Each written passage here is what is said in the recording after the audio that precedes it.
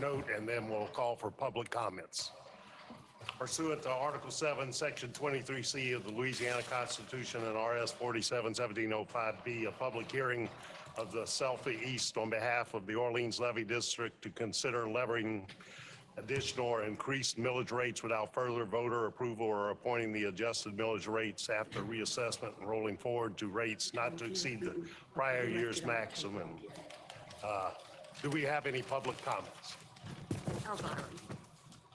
Ms. Byram, we have a card here that you would like to make a statement on the millage. Welcome back. It's been a while since we've seen you. I've been out of town. Your The only partner in reason I'm crime here. is always here. I understand this was discussed in finance, and I think you all will agree with me, but I'm going to say this again anyway, just for the future. My name is Carol Byram. I live in Orleans Parish, where our skyrocketing property taxes keep rising. And now, surprisingly, you were considering another increase for future work. I'm thankful that you also mentioned a second option, that perhaps enough revenue can come from existing millages, and apparently the Finance Committee today agreed. A few years ago, a newspaper article listed that year's revenue from our three parishes was that Jefferson had paid $9 million, St. Bernard paid less than $2 million, and Orleans paid $37 million. Apparently $44 million is expected this year from Orleans. So not only is an increase unnecessary because we have enough existing revenue, but we also know that we should have a significant surplus every year. Today, I'm also questioning why Orleans has had to pay 2/3 of the authority's administrative and other expenses. In addition, in the past, misinformation had been used to quietly, unfairly, sometimes pass certain expenses to Orleans. Before you consider raising our millage again, I'm asking, as I have done so many times to no avail, to please conduct a fair, honest, thorough accounting of exactly how and where Orleans revenue has been used. This shouldn't be too much to ask, and it's long overdue. Thank you. Thank you. We also received a text from Mr. Green, whose airplane was held up, but he essentially said, please roll back the tax and pursue federal funding more aggressively. So, any other public comments on the tax? I know we have other comments, but we'll address those during the regular meeting. So, none being heard, that meeting is adjourned, and we'll start the regular board meeting. Pardon? Yes, well, the first thing is to do a Pledge of Allegiance. Please repeat after me. I pledge allegiance to the flag of the United States of America and to the republic for which it stands, one nation, under God, indivisible, with liberty and justice for all. Roll call, Mr. Secretary. Okay, Mr. Arago? Here. Mr. DePlanche? Here. Mr. Johannan? Here. Mr. Lattiole? Here. Mr. Miller? Here. Mr. Morgan? Here. Mr. Noel? Here. Mr. Weisham? Here. Ms. Chandler? Here. Ms. White? Mr. Humphries? Ms. Boudreau? Here. And Ms. Eaton. Full house, literally. Glad to see everybody here. All right, the first thing on our agenda is the introduction of a new commissioner, Mr. Rick DePlanche, and he's been around a while. I don't have any formal resume for him, but he's going to be sworn in by another member of our commission, Mr. Herb Miller, who's a notary and authorized to do such, and we thought it'd be good if we let him officially swear you in. Well, I'm waiting on the swearing-in papers that Linda's getting for me. You don't remember that? So once I get that, we'll be in good shape. I'll come on over to your part of the woods.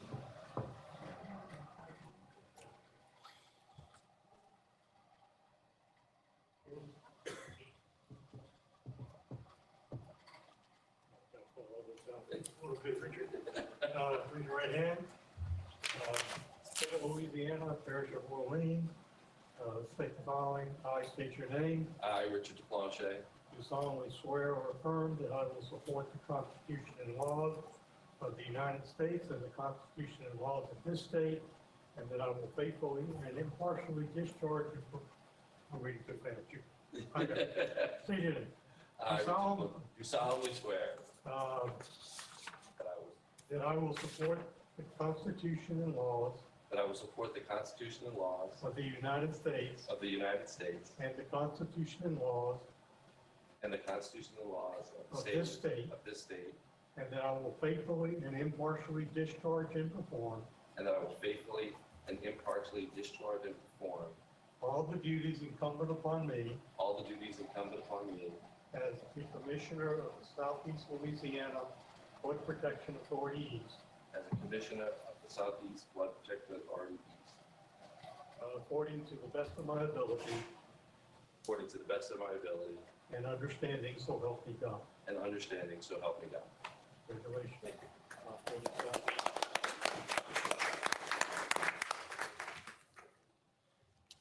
Welcome. Thank you. Thank you, All Mark. right. Next item on the agenda is a motion to adopt the agenda, and I understand we're going to remove item 13B2, that the Corps has come back and requested that they don't need the property that the agenda was on there for. So with removal of that item, I request a motion to adopt the agenda otherwise.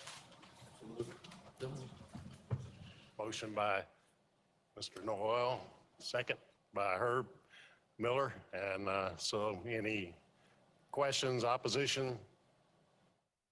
None being heard, we'll move on. Motion to approve the minutes from the June 17th, 2021. I want to make a motion. So moved. Jason, Jason second. Latchley, second by Gene. So any discussion, issues? A lot of minutes, I know. Took a while to read them. Anyway, all right. So adopted. Let's see, employee recognition, which is a common practice to recognize employees who had done outstanding work, is Carlos Collier. Come forward.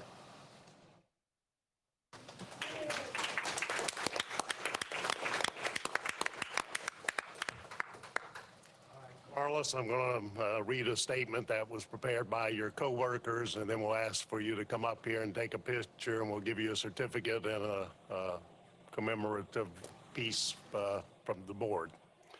Carlos was nominated by his colleagues and selected as the FPA Employee of the Month due to his professionalism, his commitment to teamwork, and his demonstration of FPA values.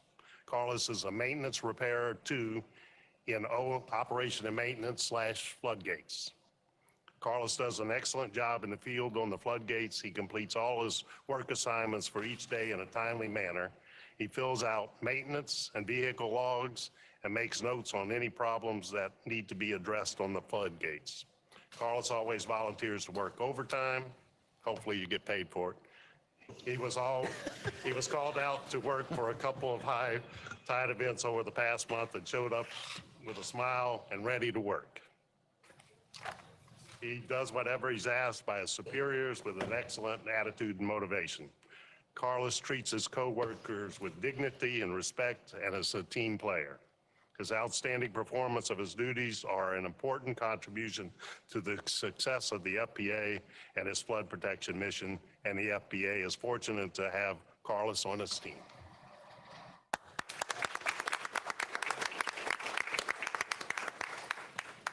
Here, come around back here. We'll take a picture of all of us? Yes.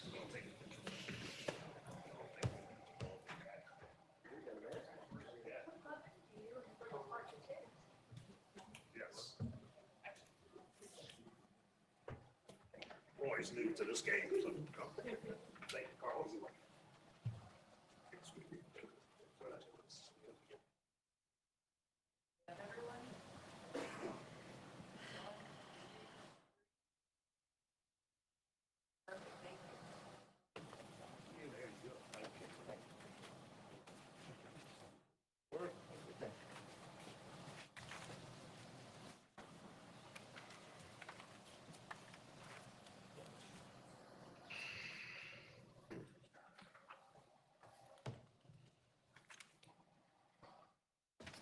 All right, opening comments by president and commissioners. I guess I'll start since I'm listed first. I want to thank everybody and well-attended meeting today.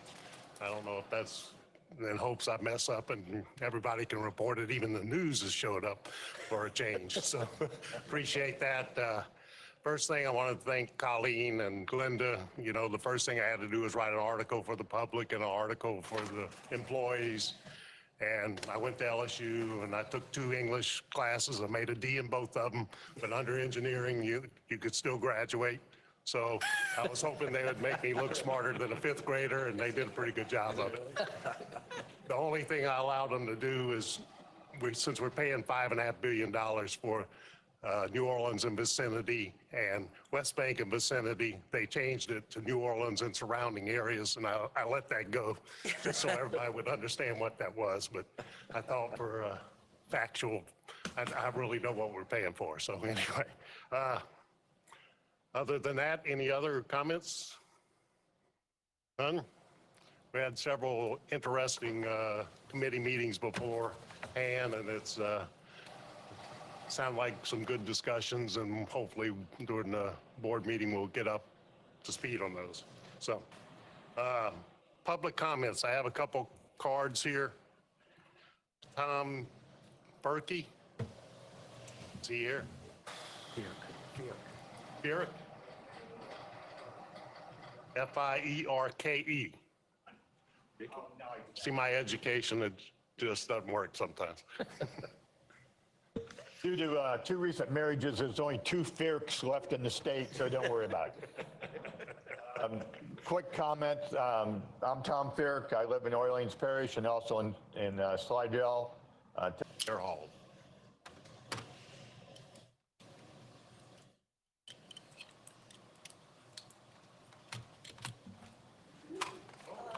How you doing today? Yeah, good. Good. I have a few things to say. I'm going to make it quick. For those of you who don't know me, I'm Officer Lacey Gerhold. I've been with the Flood Authority since 2017, initially as a reserve sergeant, volunteering my time. In 2020, I accepted a full-time position as an officer, as I believe this is a great department with many benefits. I'm actually near the completion of my bachelor's degree in public administration, and I'm scheduled for my first public speaking course. So this right here is the real test. So bear with me. But on a serious note, thank you for your time while listening to my concerns, which reflect the many officers within the Levy District. I am here to represent officers within our department to express our dismay over the outsourcing of the detail system. We do not need a repeat history, as demonstrated with NOPD and OPSO, with the outsourcing of off-duty details. Changing from the current system will result in loss of jobs with no apparent benefit to switching to a new system. The fallout has been witnessed as a result of outsourcing details, which includes, but is not limited to, increase of hourly detail rates forced upon businesses. Typically, there is an additional fee of 14%, which ultimately is deducted from the officer's pay or upcharged to the business. In certain situations where the organization is unable to absorb this additional cost, this fee is totally absorbed by the officer's hourly rate. Police officers have developed a rapport within our community, and the officers within our community from personal interactions while working special events, neighborhood patrols, and retail outlet details. These details will be jeopardized as these private organizations have demonstrated from conversations the lack of support as it relates to the scheduling and payment to officers in an unknown private company. This translates to reduced protection to our community that we have all taken an oath to protect and serve.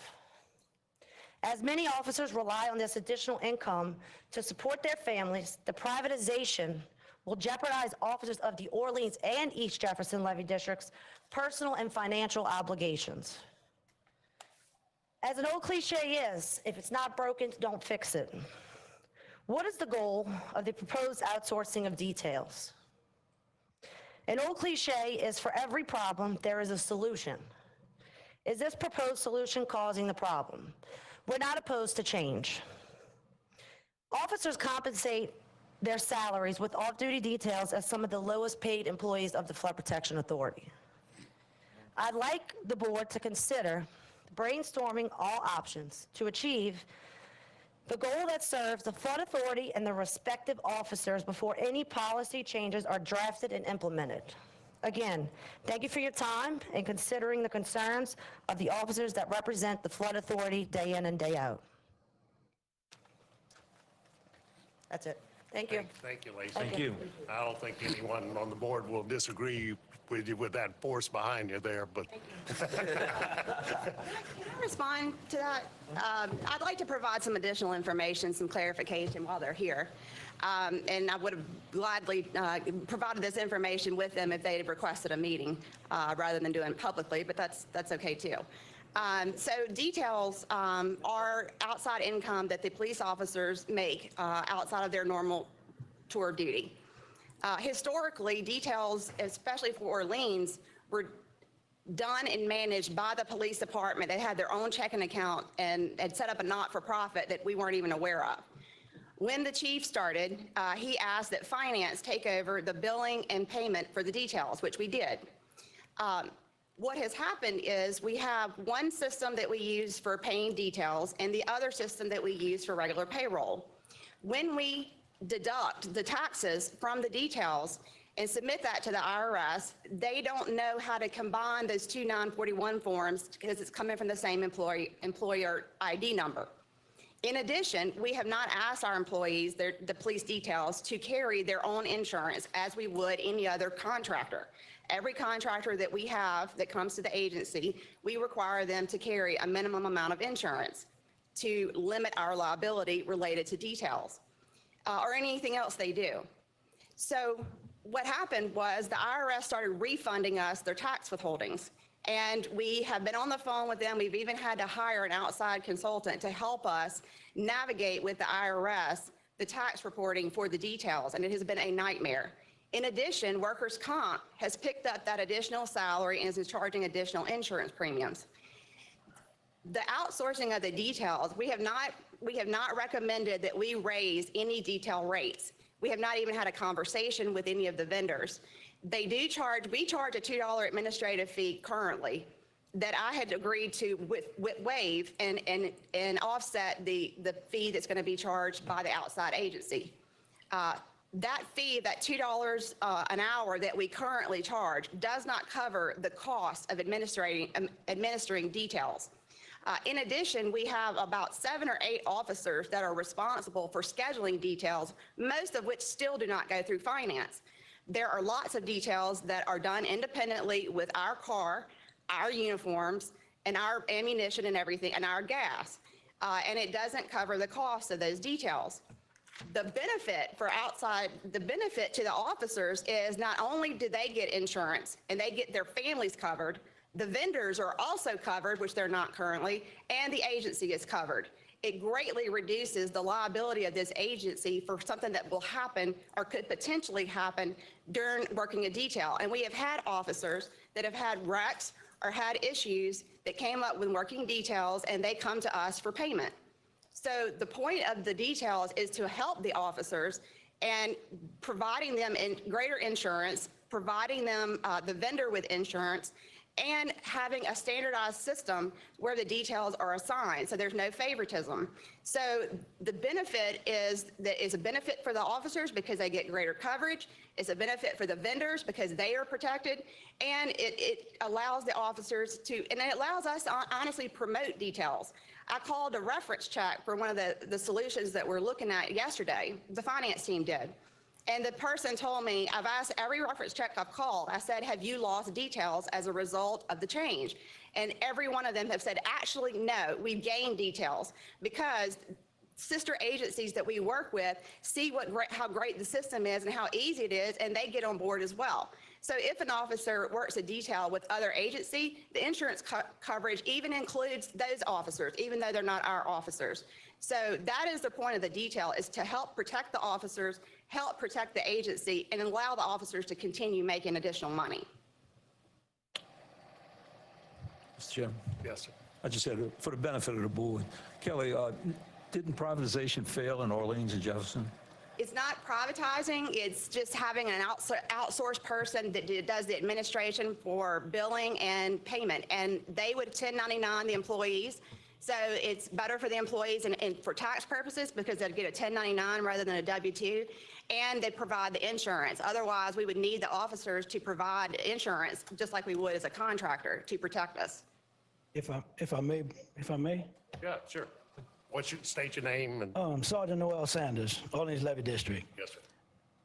Like Ms. Chandler said, I understand where she's coming from on her end, but it did fail in OPSO and in Jefferson Parish and various other agencies. It did fail. Matter of fact, the reason why we were able to accommodate some of the details that we have, because Orleans Parish Sheriff's Office lost their details because of that system. And on another note, we did request a meeting long before this, not a public one. Not We a did, meeting. yes, we did. No, you didn't. In my email, I did. Check your No, you email. Okay, I'll pull it for you. Thank you. I'll pull it for you. But I did request a meeting with her a couple of months ago in the email. And she told me when Chief came back off of leave, we would have that meeting. We never had that meeting. No, we met last week. We met last week on something else, on a different issue. It had nothing to do with the details, and I told you that in front of Mr. Humphreys and also Chief. That was on a totally different issue, about something that transpired 2 weeks prior to you getting the position that you're in now. All right, Sergeant, That's what that was about. thank you. Herb, Just to be clear to the officers, neither this board nor the administration has cut any opportunity for you to receive these type of services and, provide these services to other organizations and agencies. Nor do we plan to change the ability of you to do detailed work. What is being studied, and by the way, is being studied by the police officers, not internally by our staff, is the various proposals that other agencies have put forth. My understanding that at least one of those proposals includes a provision that pays more based on the experience of the officer rather than a flat rate for everybody. I've not been involved in any great detail with those discussions. I'm just simply aware that they're going on. I would ask that you give your fellow officers who are reviewing this an opportunity to complete it and come back to this board with a recommendation before we take any action. Nobody's trying to cut you out. I've been in several charity functions and other functions where you guys have been present as the officers. I'm always welcoming you guys to be there. The training that we give our police officers are in many ways exceed the minimum requirements and exceed the requirements that some of our local communities give to their officers. I know, for example, qualification on firearms would require you to qualify multiple times a year, where the rule is once a year. So we have very fine police officers. We have great staff. Please give your fellow officers the opportunity to complete their study. They may come back and recommend nothing. They may come back and recommend absolutely no change. But Hey, let's let the process play out, give it an opportunity to see what comes up with. It may be something that in the end you guys favor over what's currently going on. Yeah, and I don't know the answer to that. Herb, I want to speak to that. We actually have had multiple meetings with the captains and the detail coordinators and with the chief. And chief is behind it and has supported it. I'd love for him to speak because he has been in, we've had several meetings to go through why we're doing it and what we're trying to accomplish. So I would like to get his input. One more thing, though, about the 1099 forms that she mentioned. We already received 1099 forms from our detail, from the various organizations that we work for. That's because you don't go through finance. And also, I'd like to make a comment. One particular detail that I work, which is the Hurtsville Security District in Uptown, they carry their own independent insurance. We've had an officer here involved in an incident, and when he needed an attorney, the Hurtsville Security District provided him an attorney. Basically, it looks like everything is communication. We need to, well, lack of communication, we need to talk. Yes. I mean, all parties need to get together and come to a solution. We one big happy family. You understand? And in that family, we're gonna have disagreements and look different views of things. But guess what? We come to the table and get it done. So I'm asking the board, Kelly, Chief, all us, let's get together and get this done. Good. That's what I explained to Ms. Chandler the other week. I want to work as a team. I want to be an asset. Use me as a bigger asset.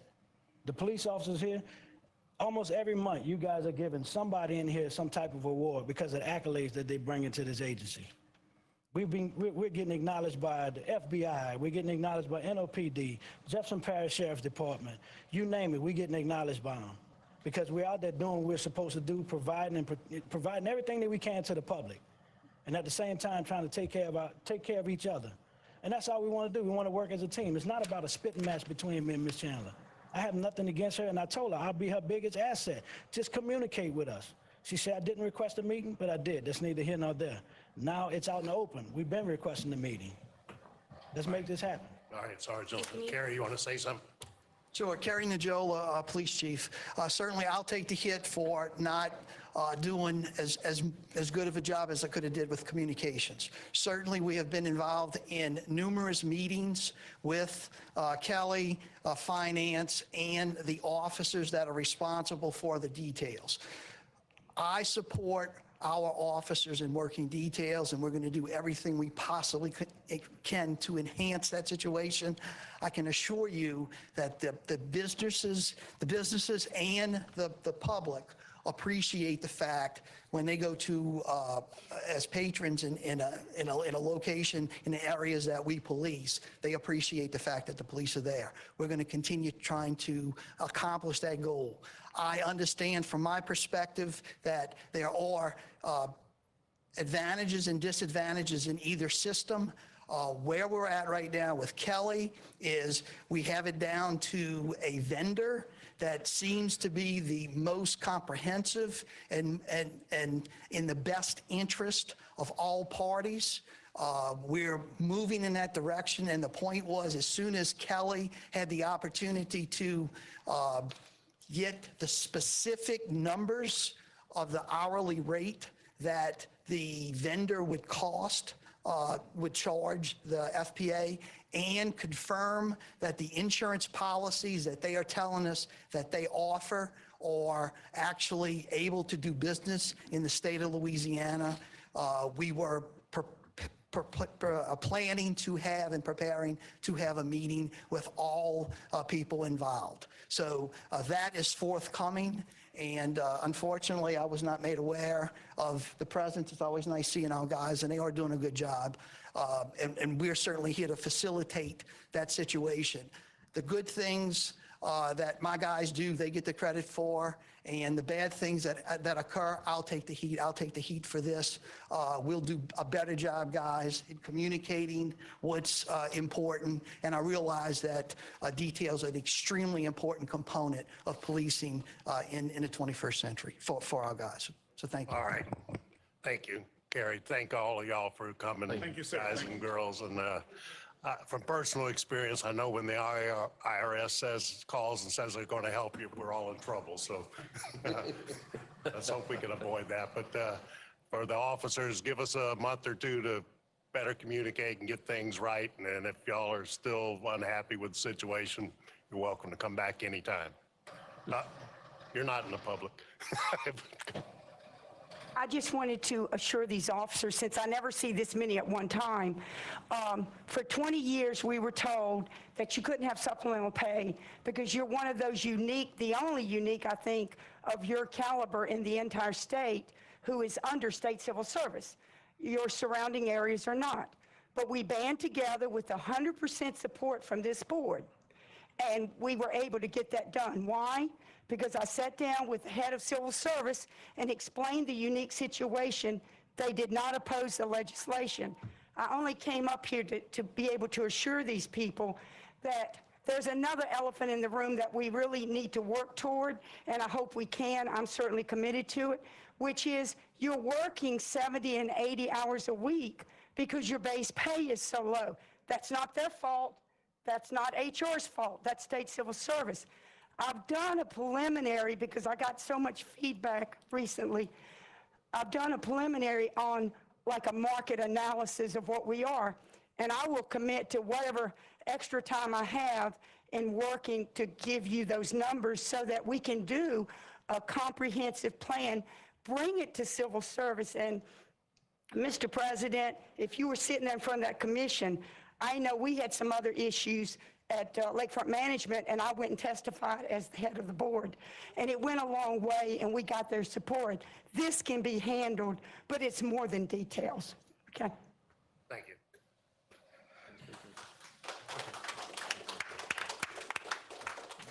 I know. Go ahead. Okay, thank you. I know people on, the folks on both sides of this issue is, and I had written about communication down in my notes before the gentleman brought that up at the microphone. And to me, that's very clearly what it is. I know that both sides of this issue are good, well-intentioned folks. I would ask that y'all get together, and both sides have concerns and both sides have issues, and share them. And I think that, I know that you'll be able to work things out. And that may involve changing some of the things with this outsourced company and the arrangements with the percentages or this or how something's done. But I know both sides are good, reasonable folks, and each has issues to work out. And I think that if y'all sit down, if you sit down and listen to each other and massage this thing, I think both sides can be made happy and come up with a good resolution. So. I'd like to say, Kelly, when you were talking, I wrote down, I filled up this piece of paper right here with my notes, and I'm not going to go over all of this, but I would like to memorialize my notes and anybody else on our board and put at least, this has been an education for me because, this has been an education for me because I didn't know a lot about all the details on either side of this.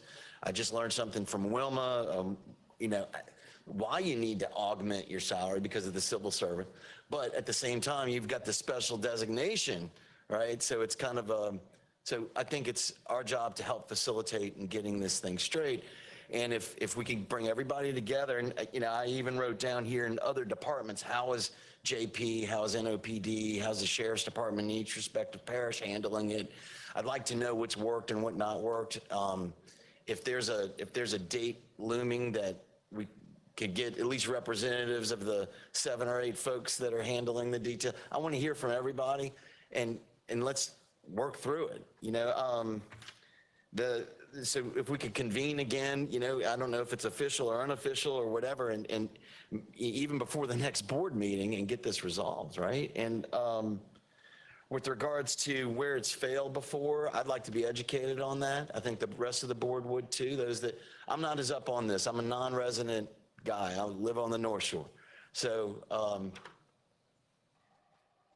I think Sure. it would be helpful, Gene, I think it would be helpful also for you to have conversations with Michelle because she's sure, and on this familiar with. vendor stuff, I understand you're looking for a solution where it's outside the FPA East to manage the payroll of all, or at least manage what's going to the IRS and who's doing what. I get that. And insurance and things like that, yeah. And you but- need to make sure that there's a rate that the FPA is being compensated for what it's providing, Right. and vice versa. I know Right. it gets really complicated really Right. quick when you get into the accounting of this, but as far as following up with this, we could fix this, and then you know how inertia is, scope creep. It's gonna, maybe this is something every 3 months, every quarter, maybe twice a year, that we revisit this and just retool it. And sounds like we're breaking new ground too. Maybe there isn't an example out there that we can point to, go, look, this is how they're making it work, right? I mean, is that the case? Sir, the only problem we're having is we saw the horror stories from other agencies.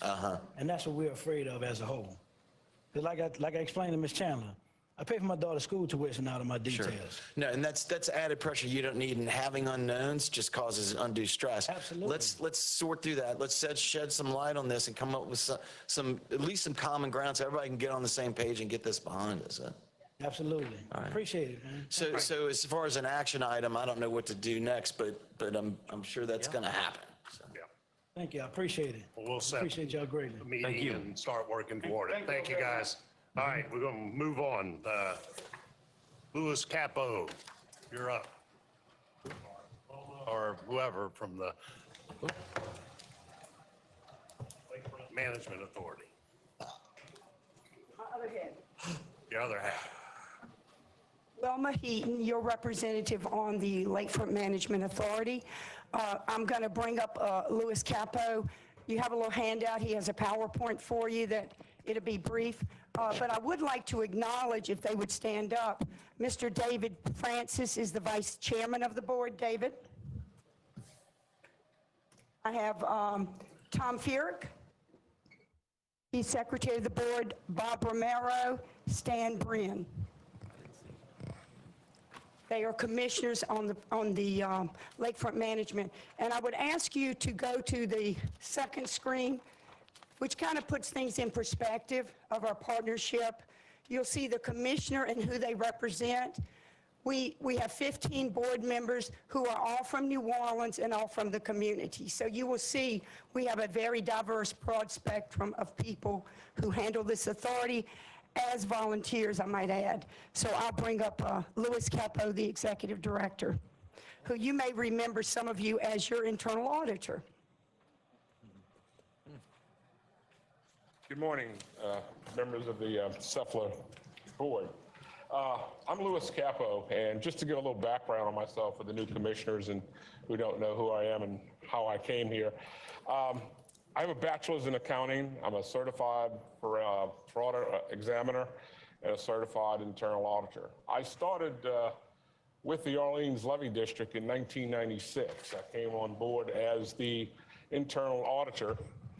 I stayed in that capacity until 1998 when I assumed the project manager for the Y2K. Everybody remembers the world was going to come to an end at that point, and we did the major computer conversion in 1988, 99.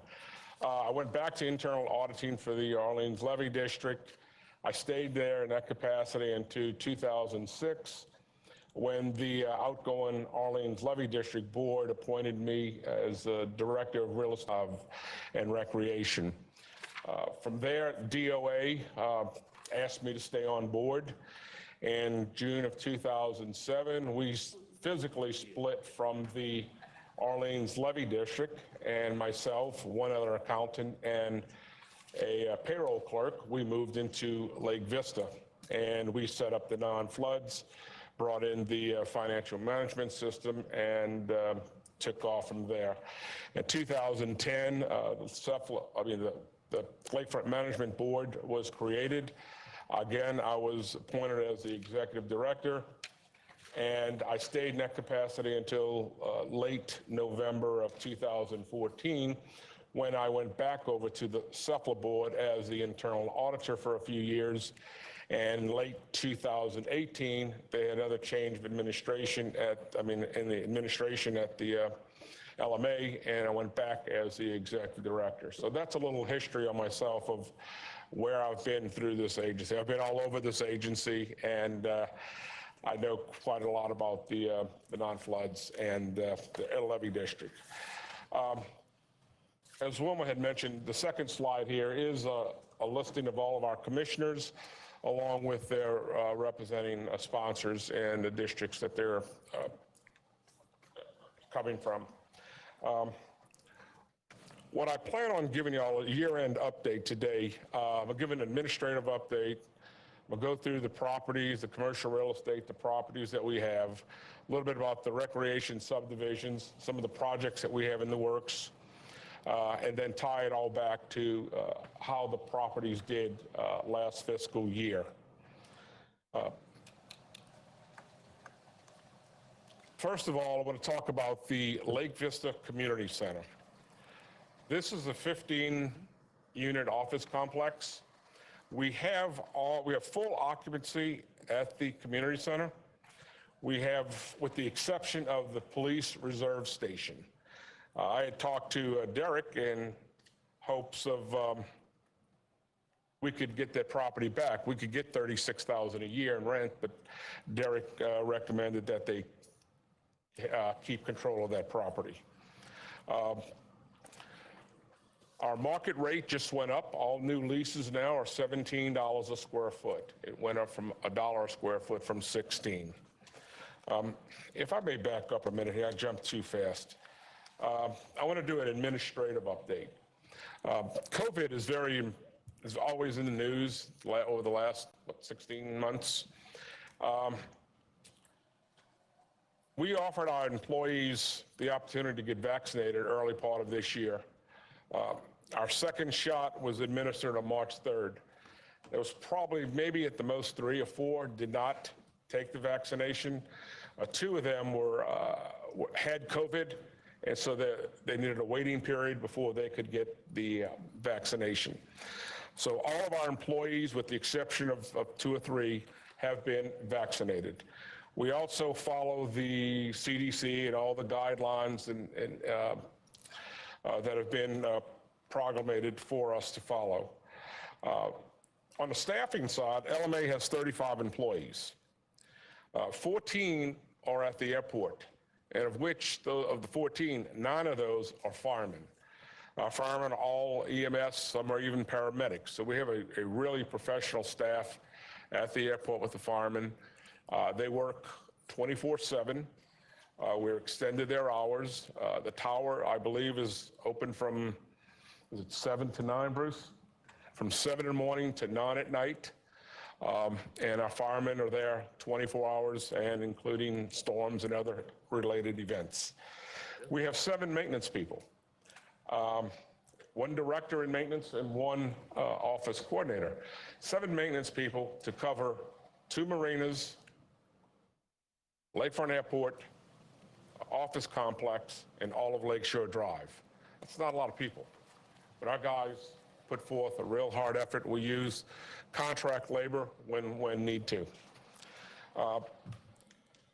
And really, our finance department, we have 3 people. We have an accounts payable, accounts receivable, and a supervisor. That finance department administers approximately 900 leases. That's a lot for one group, and they do a hell of a job. You know, we've not had any, and we hope again this year, we've not had any findings, and our group is really a top-notch group. Okay, I'll jump back over to the New Basin Canal.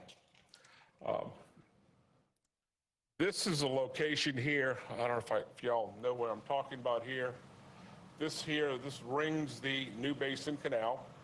These are all properties that are under lease. Those properties, with the exception of two new leases that had expired and we are releasing those properties, those are all ground leases, triple net leases. Those are the best for us. Those are long-term leases. That's where the restaurants are. And we have 2 boat facilities. Syntez at the corner of West Roadway and South. Oh, sorry, way too fast. Syntez is located right here. And then we have Schubert's up here at the end. Those are the 2 main boat facilities.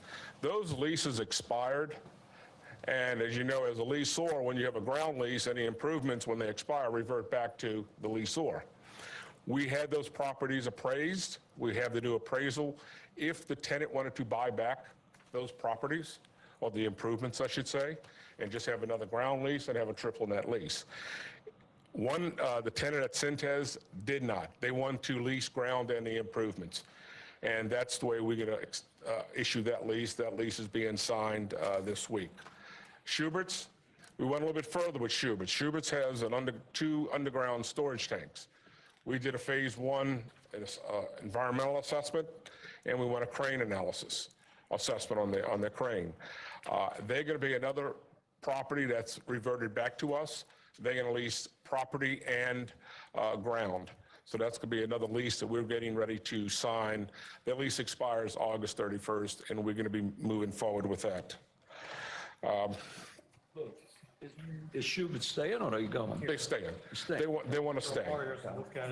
They want another long-term lease, and same thing with Mr. Syntez this is his fourth generation. Mr. Sintez is the oldest boatyard in the state of Louisiana. So he's been there 40, 50 years. And we just signed the new lease. Our board just approved the new lease with him.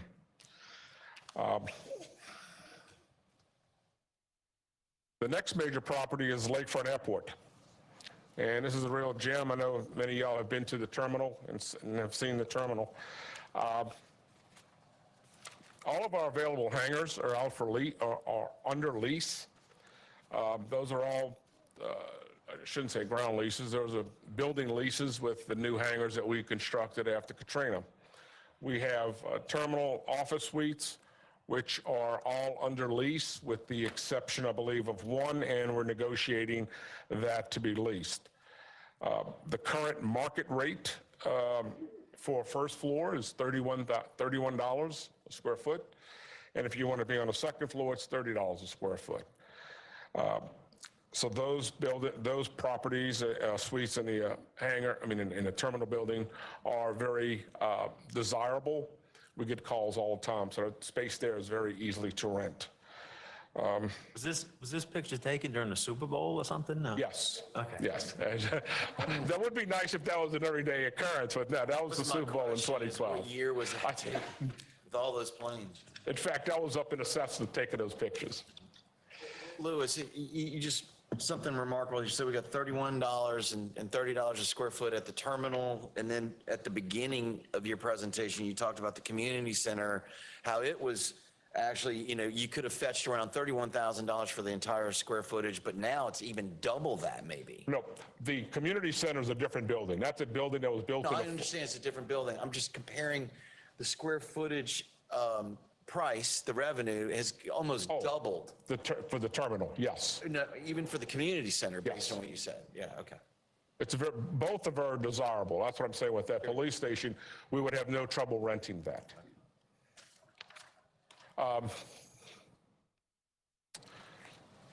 The next spot is Orleans Marina. We have, currently right now, we have about 86% occupancy, and that's due to, we have a number of slips that we retain as a transient slip. We also have some new slips, 33 new slips that are coming online. One thing I want to point out about the Orleans Marina, if we look at this area here, this is the outer harbor, the municipal yacht harbor. This here is the inner harbor. This is the Orleans Marina. You can clearly see how protected the Orleans Marina is. A few years ago when municipal was talking about rebuilding their marina, it's going to be all new, floating docks, everything's going to be state of the art. They said they're going to empty out Orleans Marina. That's not going to happen. There's still Orleans Marina. We still get calls for slips in Orleans Marina. It's so well protected. After Katrina, or during Katrina, we had probably 6 sunken boats, and that was due to the tenants not tiring those boats properly, with $1 million worth of damage at that time. But Orleans Marina is a very desirous marina. So we do have some new slips that are coming online. There's 33 slips. This is part of this is the Peninsula Condominiums here. This was the first condominium built on the lakefront. It's the oldest. And when the developers built that, they kept the rights to the slips. In 2012, that expired. And the non-flood board at that time said, no, we want those slips back. So we have those slips now, and that is in our inventory. We just spent upwards of about $1 million to get bring those slips up to Orleans Marina standards with new docks, new piers. I think I have some pictures here of some of the new docks, new dock boxes, new pedestals, and again, this is in Orleans Marina, in a protected marina, and we're getting calls daily for slips here. And here's another picture of some other slips. As you can see, the proximity to, I believe that is not Frisbee, Felix on the lakefront. Next one I'll go to is South Shore Harbor. South Shore Harbor, we dropped a little bit at South Shore. We're down to 52% occupancy at South Shore. We were up to about 62%. The reason there is it's not protected, and people want to be on the west end side of Lake Pontchartrain. So we did lose a few tenants. South Shore Harbor is more of a transient nature. People are not there long-term, maybe a year or two, maybe 3, whereas Orleans Marina, once they get there, they stay in. South Shore Harbor was reopened in 2009.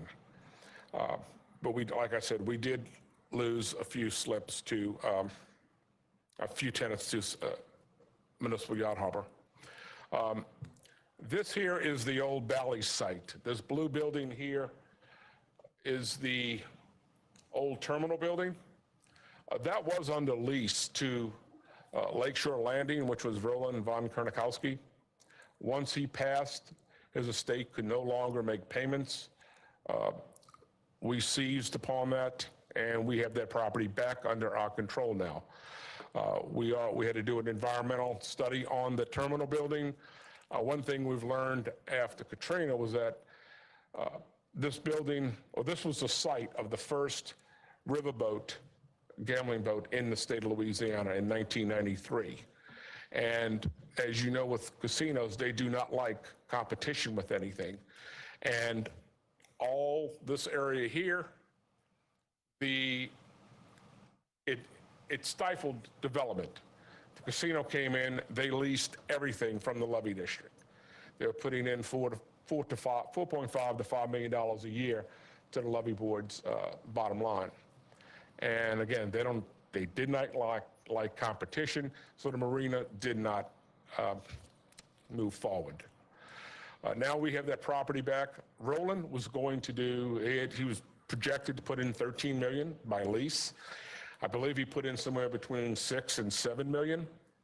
What we are left with is the site right here is where the PT 305 boat was located.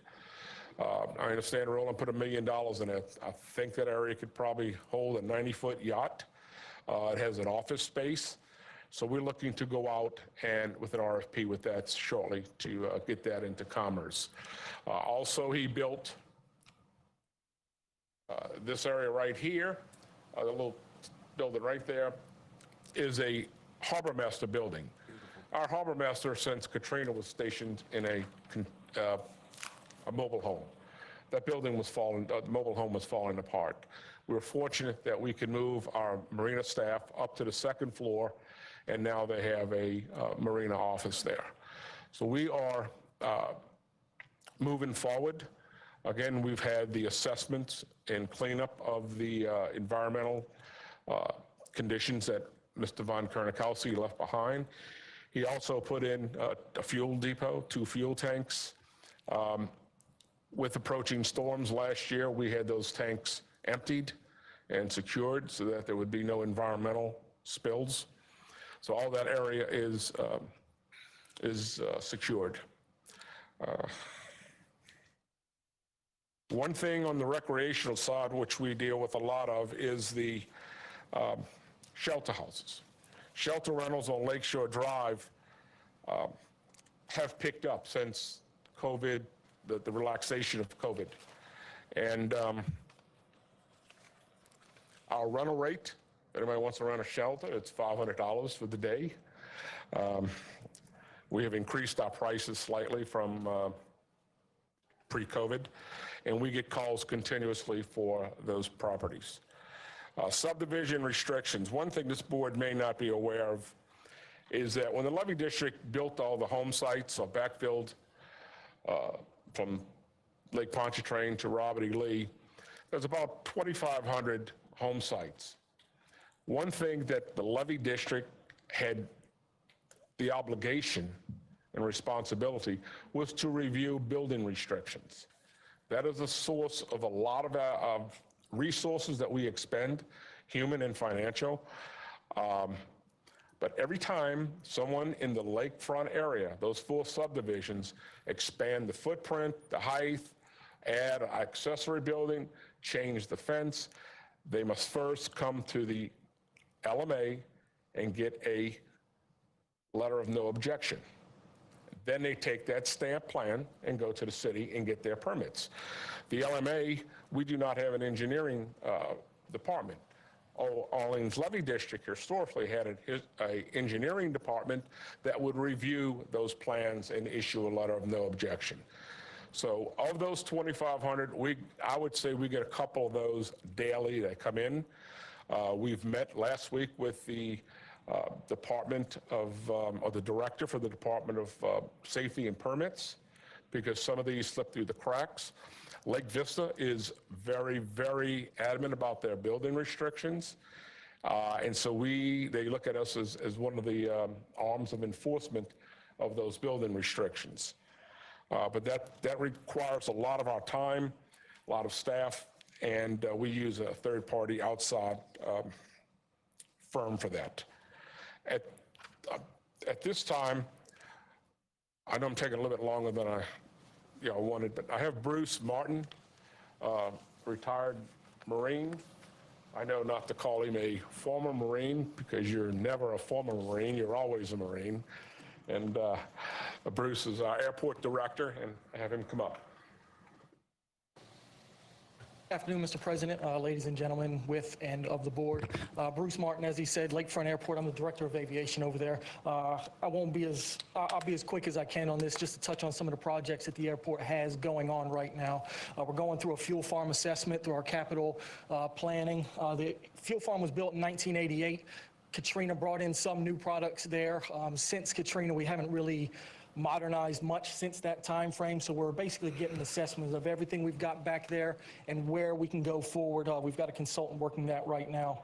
Runway 927 decommissioning, we're working on that. There's a few safety problems that are along with that runway that I inherited, that had kind of been passed down to me from the previous administration. So we're working to find means and methods for that. And the FAA has granted us a little bit over $1 million for that project. Tank T102 is also down at the fuel farm, and basically we take one tank out per year over the course of last year, this year, and next year, so we can make sure they are up to standard. If an aircraft were to ever go down, that's one of the first things they look at on an airport is your fuel farm and how the fuel is being maintained there. We recently wrapped up a mill and overlay on runway 18 and 18 right, 36 left. That project itself was about an $8 million project. It's the long runway you see down on the bottom of your screen there.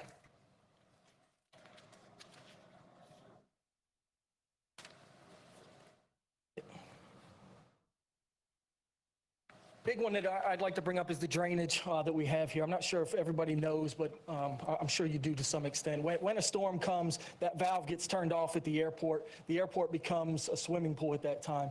All our drainage on the south portion of the airport goes to the city. Once that valve is off, it has nowhere to go at that point in time. So what we're looking at right now on the FAA, we're working very close with, is rerouting and getting a pump station essentially built there on the airport. We had the plan finished. The FAA has said they're willing to commit between 14 and 20 million on this project. So we're starting the design work on that, and we're very excited about that. And then Zeta caused a lot of damage to us. We're up to about 813,000 right now that we've had to pay out, and these two roofs are actively being replaced right now. We've got the contractors under contract for it, so we're moving ahead with that. If nobody has anything for me, I talked about it. Thank you for your time.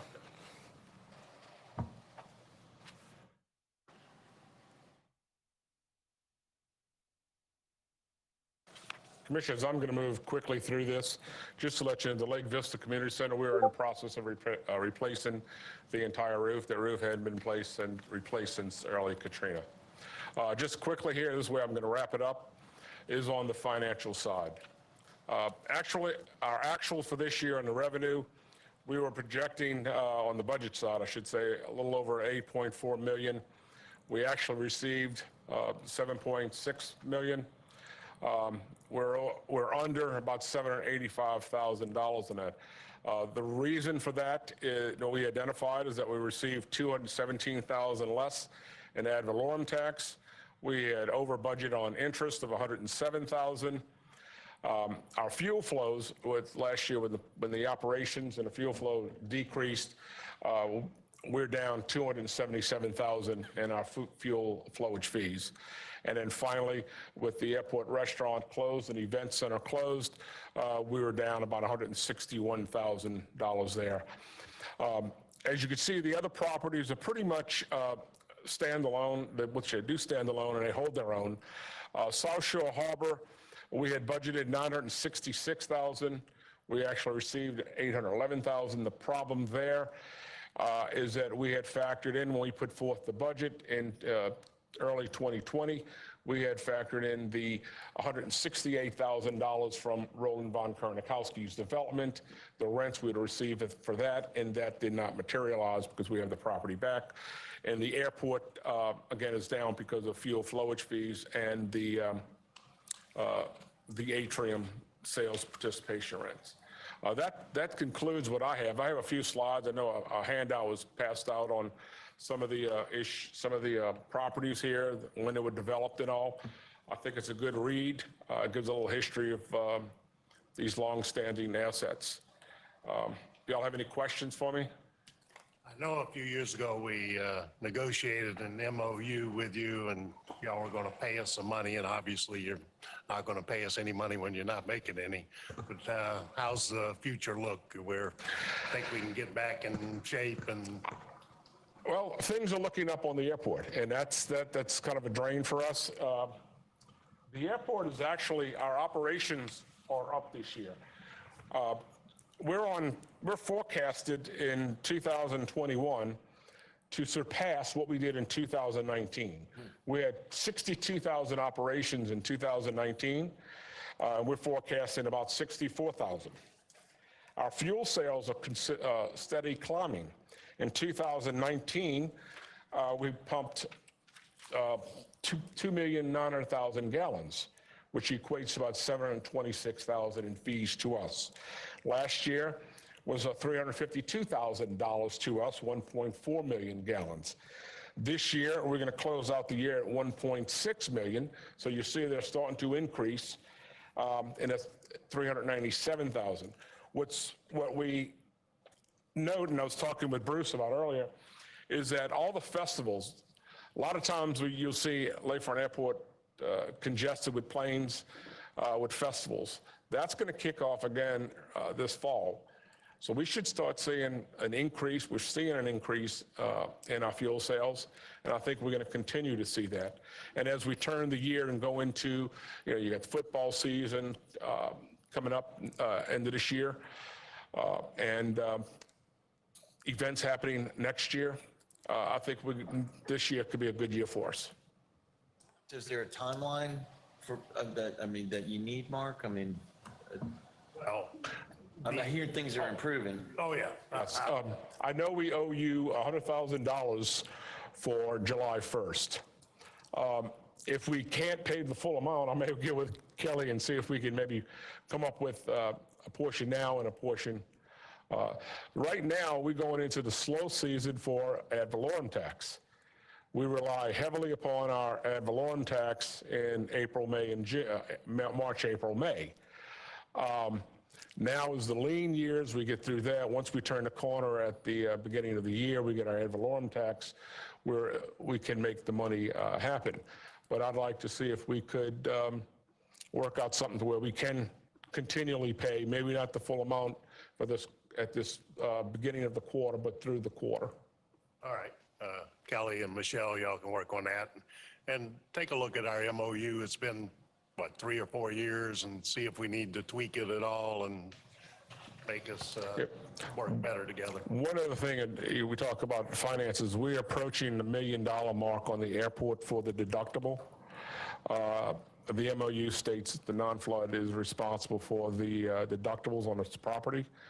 Hurricane Zeta last year did some heavy damage on the airport and roofs, and we're approaching that $1 million deductible. Okay.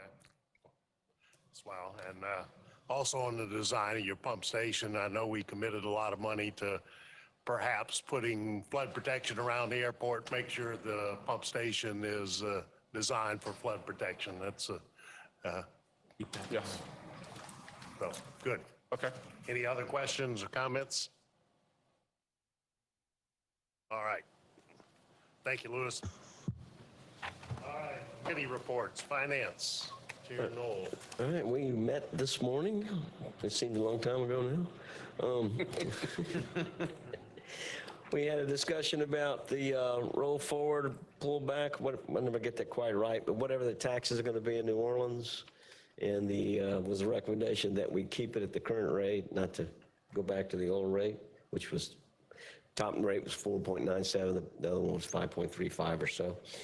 We had a presentation by Sandy West from the Human Resources Department, and we recommended approval for the ratification of the Pronto Solutions Asset Management Software, which we had previously approved IFS and Pronto, subject to the negotiation. The IFS negotiation didn't go all that great. Pronto's been doing well, and it will save us a significant amount of money. So we recommended approval for that. All right, thank you. Operations, Latchley. Yeah, we met this morning as well. We went over, Kelly gave a good update on the Lakeshore Drive closures and what triggers those. So she went through all of that. And then Chris went over the update on the sinkhole at the 7500 block of Lakeshore Drive, how it was repaired, where it stands right now. Chris also went over item B1, which will be on this agenda. We recommended approval of that. Herb brought up motion A3, and I'll let him go through that when we get to it, but we did not recommend approval of that motion. So when we get to that, we'll go through that. All right, Coastal Committee did not have a meeting this morning. Nothing new to report. All right, good deal. The Legal Committee didn't. No, nothing new to report. All right, and Human Resource Committee, Clay, I know they met and he stepped out for a minute, but that was right before our meeting and went through and addressed some outside issues, and we'll go over those in time. So, new business.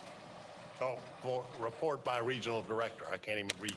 Right. Well, good morning. Calvin, this is.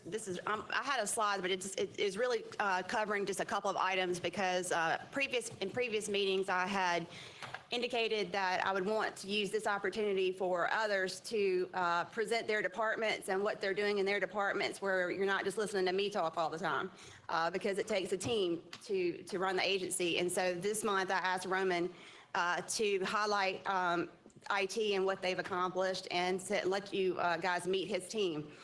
He did it reluctantly.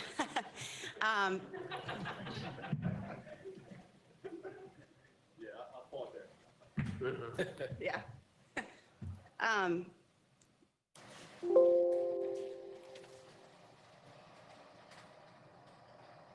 I put this slide in here just for the board to be aware of. We know, we can see that through, and if this is, I'm assuming this is correct. I mean, this is off the internet, so I didn't verify it.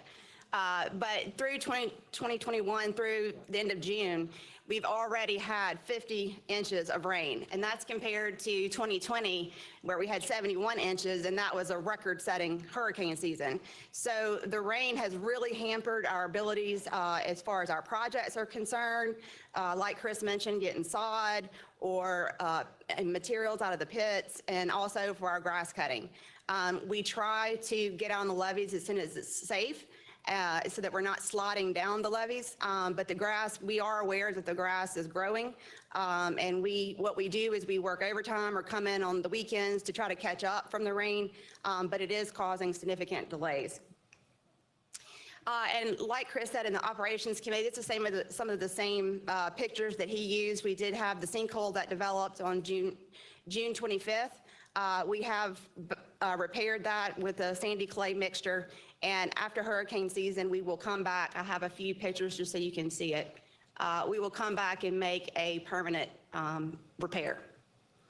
And I put this slide in here because this project is finally wrapping up. This project was where we had a train that derailed and hit one of our gates.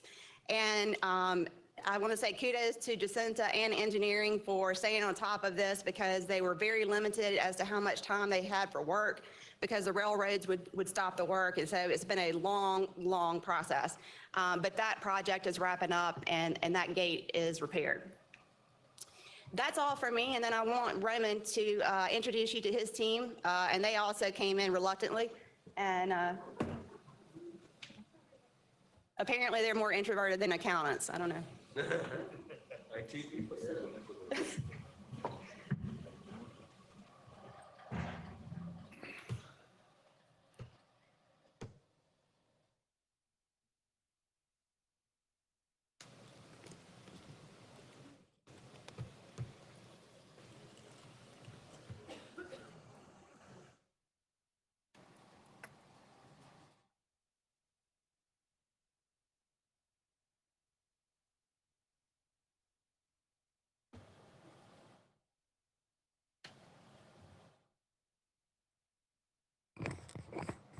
Good morning, gentlemen. Good morning to everyone in the board meeting.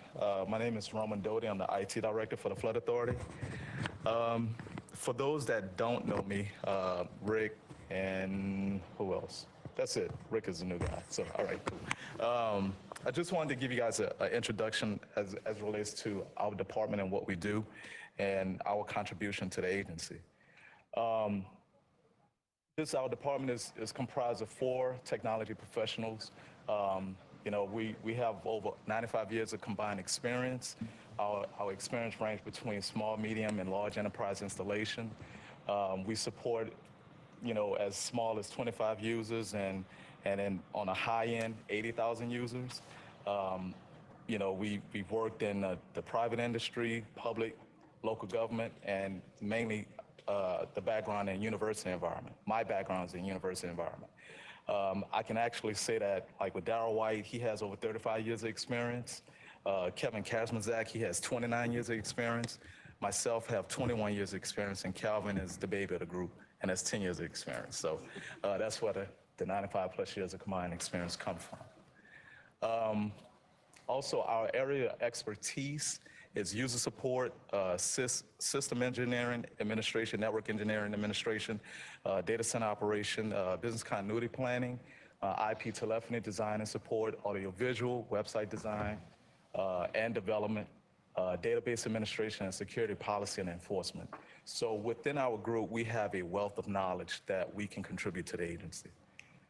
Our mission, as of right now, is to build a resilient infrastructure while encouraging and educating and empowering staff to meet their objectives in a secure, cost-effective manner.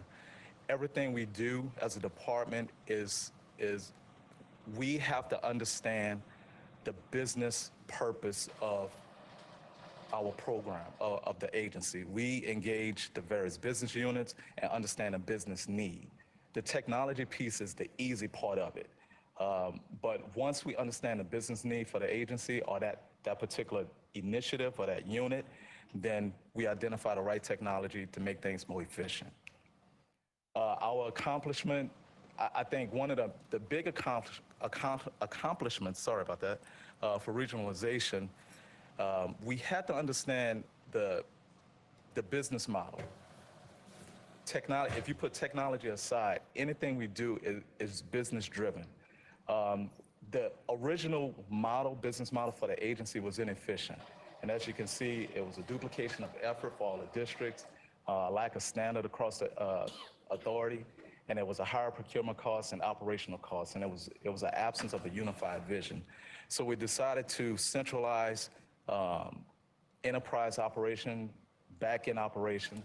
So as you can see, we consolidated the data center, network and infrastructure, operation management, IT procurement and reviews and standard, and essentially agency-wide IT strategy and planning. It makes for ease of management and it simplifies everything for us. The technical The accomplishment, from a technical standpoint, we had a series of projects, and this is just a small fraction of what we've accomplished in the last 4 years. We have Active Directory migration, email migration, upgrade the data circuits for all of the facilities, our location. We actually completed a data center refresh for Franklin and the EJ facility, incorporated video conferencing capabilities. We onboarded permit software. We managed all communication upgrades, radio, satellite phones. I know Mark, he liked the satellite phone initiative. Also, too, we spearheaded the business continuity planning. So we do have a robust business continuity program in place. The second accomplishment, we're always part of any facility renovation, any projects related to facilities. Our department play a critical role in ensuring that, the facility is online and, everyone have access to computing resources. We collaborate. One of the cool things about our department, we collaborate with external business partners. Everyone in the department, we're InfoGuard members. We collaborate with DHS, Cybersecurity Infrastructure Security Agency. They run continuous scans on our network, our public-facing network, and we receive a weekly report of potential vulnerabilities and what to look out for. We also communicate with LA Safe, Louisiana State Analytical Fusion Exchange. We also partner with UDI, managed service provider, ResTech. NovaCoast is a managed security service provider. And we also participate in Louisiana Information Technology Symposium. That's an annual event that occurs at the Sheraton downtown. We attend, and that's really a fellowship of all technology professionals throughout the state of Louisiana. And also the food is good too. But, we share ideas and we share horror stories and good stories. We have a good time. It's a one-day event, and it's very beneficial. Our initiative highlight, I want to kind of add that our department, in conjunction with human service, HR, human resources, I was about to say human resources, we created a cybersecurity awareness curriculum. And a focus, when I first started 4 years ago, one of the main complaints is we received from employees that we didn't have enough training. So we took it upon ourselves to kind of build this curriculum, and we felt that by doing so, this program educate and empower users to meet their goals. Educated user community, we always feel is a secure user community. Another program we implemented, we coordinate with HR also, is iSpring Solution, where it essentially is a computer-based training platform where the business units or the directors, they can actually build their own training initiative for their department. And I think it's a great tool that we can take advantage of as an agency. And also security. I know there was an initiative by the board to create this, to build our security program within the agency. So I partnered with Director of Safety, Rusty Kennedy, and we came up with we agreed and had an agreement with AT&T to implement a unified camera solution for the agency. So the whole purpose is we have a hodgepodge of camera systems throughout the flood authority. And we wanted to bring all of those systems under one umbrella. And then as time grows, we start to build on this program. And we can add unlimited cameras and have unlimited access to these cameras and also increase visibility along Lakeshore Drive, along our structures, the Surgeberry, and all the structures that we manage and support. So I'm really proud on an initiative that we put in place up to this point. And that's it for me. It was real fast. If you guys have any questions, I'm available via email, my phone number, area code 504-258-0278. And, and you guys can stop by my office and ask my guys and you know, any questions, we should be able to answer, so. Good. We may have a few later on when we get to our software acquisition and purchase, so That's fine. stick around. Any questions for Roman? Well, maybe I'll wait till, Yeah. I Till that wanted to comes up. talk about audits in the FBI and InfraGard and Chinese-owned products. If you're cobbling together all these different systems that have been ISO'd and you're bringing them together with a Chinese-based company like Hitachi, you know, I go to InfraGard meetings and that's almost sacrilege. So you don't have to discuss it now, but, okay. That's fine. All right. I guess I only have one question, comment. When we had the Cinco going, we had a lot of press around, a lot of public attention, and our public relations staff was maybe a little undermanned at the time. So Chris had to step up, and I could tell he was nervous, but he did a good job, and I appreciate you stepping up. And as an engineer, I know we're not trained in public speaking and making presentations to the press, but you did a good job and I appreciate it and made us look competent anyway. Thank you.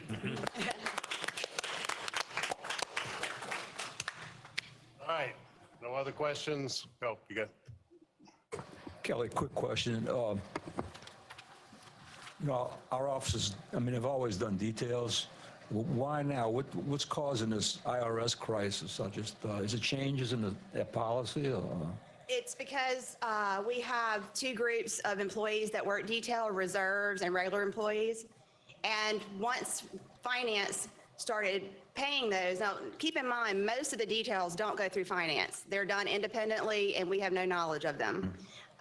But the ones that do go through finance, if an employee, you can't treat an employee as a contractor. You have to, they're either an employee or they're a contractor. And there's rules that govern when they're employee and when they're a contractor.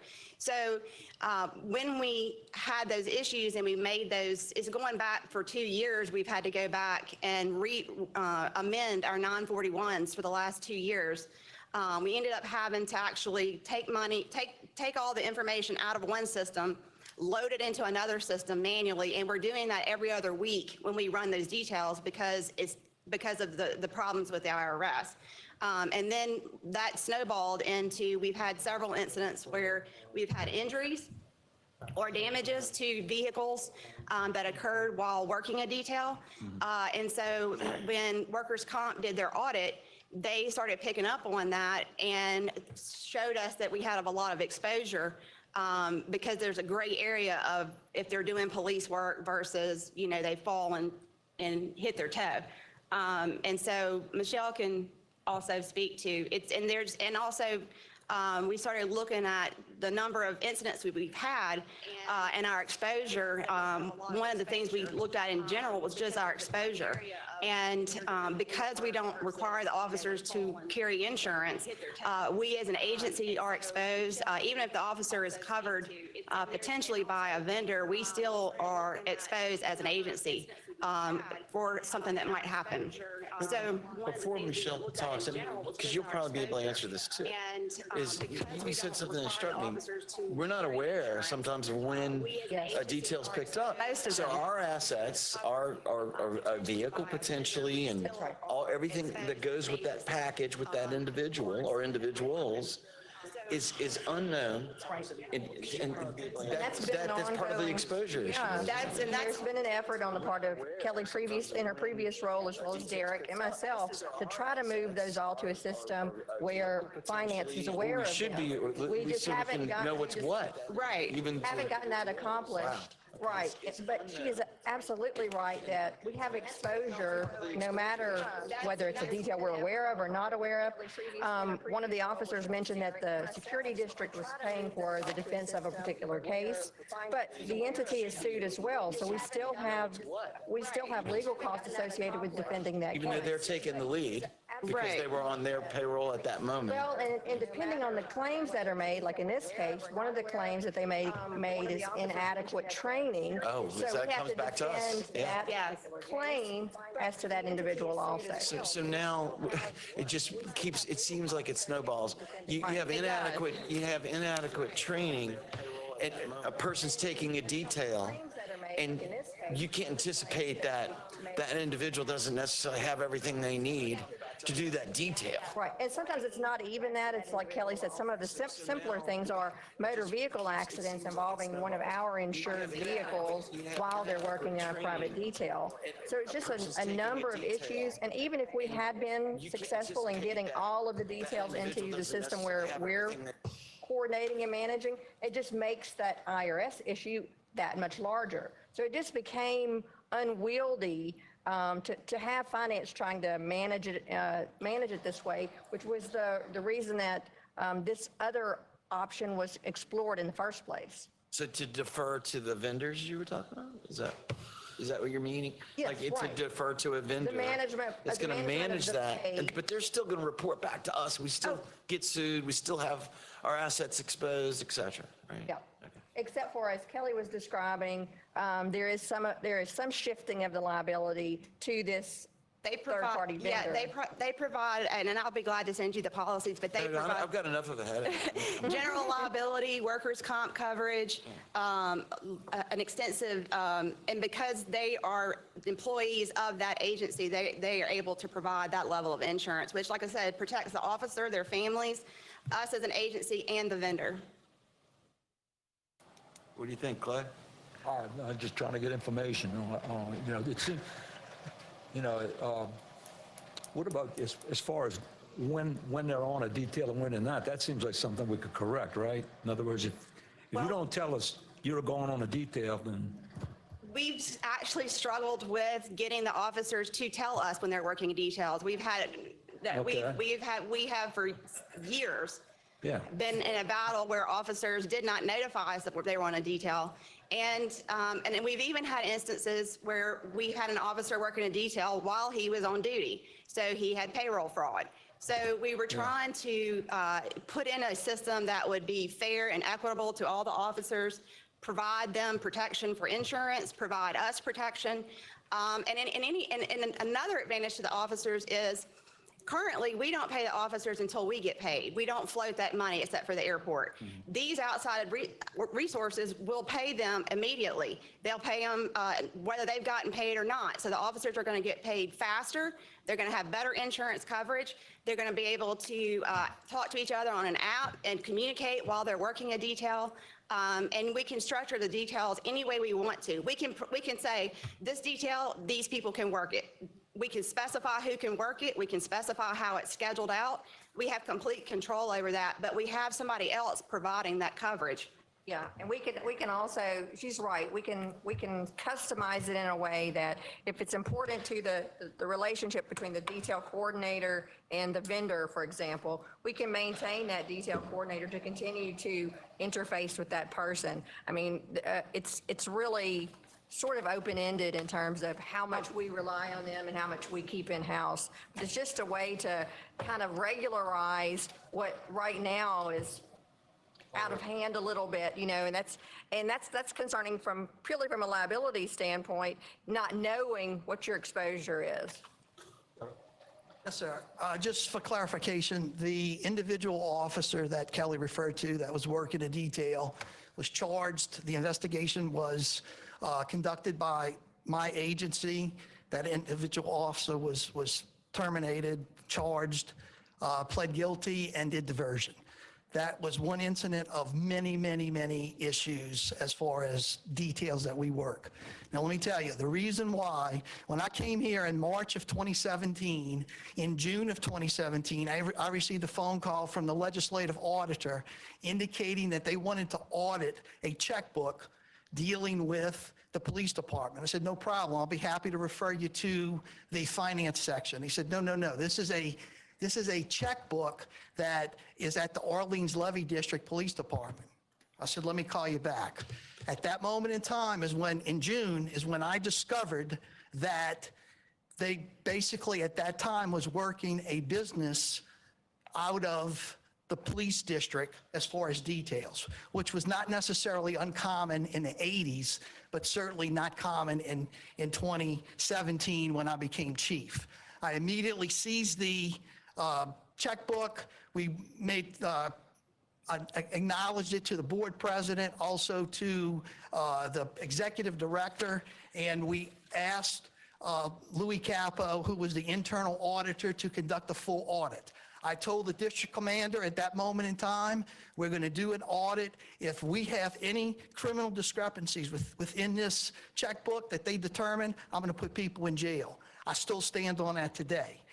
Based on that, I went to the president, I went to the executive director, and requested that in order to control the details that we have, that they should be funneled through the finance department, through the Flood Protection Authority. I got complete support from the president and from the executive director. That's what we tried to do. I can tell you, every detail that is worked under within the jurisdiction of East Jefferson, Orleans, or Lake Bourne and St. Bernard is documented. We have complete records of those officers who are in fact working when they work, and that's how we were able to prove our case for the district attorney's office, because we had those records, and we can go back all the way to the very beginning. I made sure of that. All right. I am not opposed to what's in the best interest of this entity as far as police details and the best way to organize it.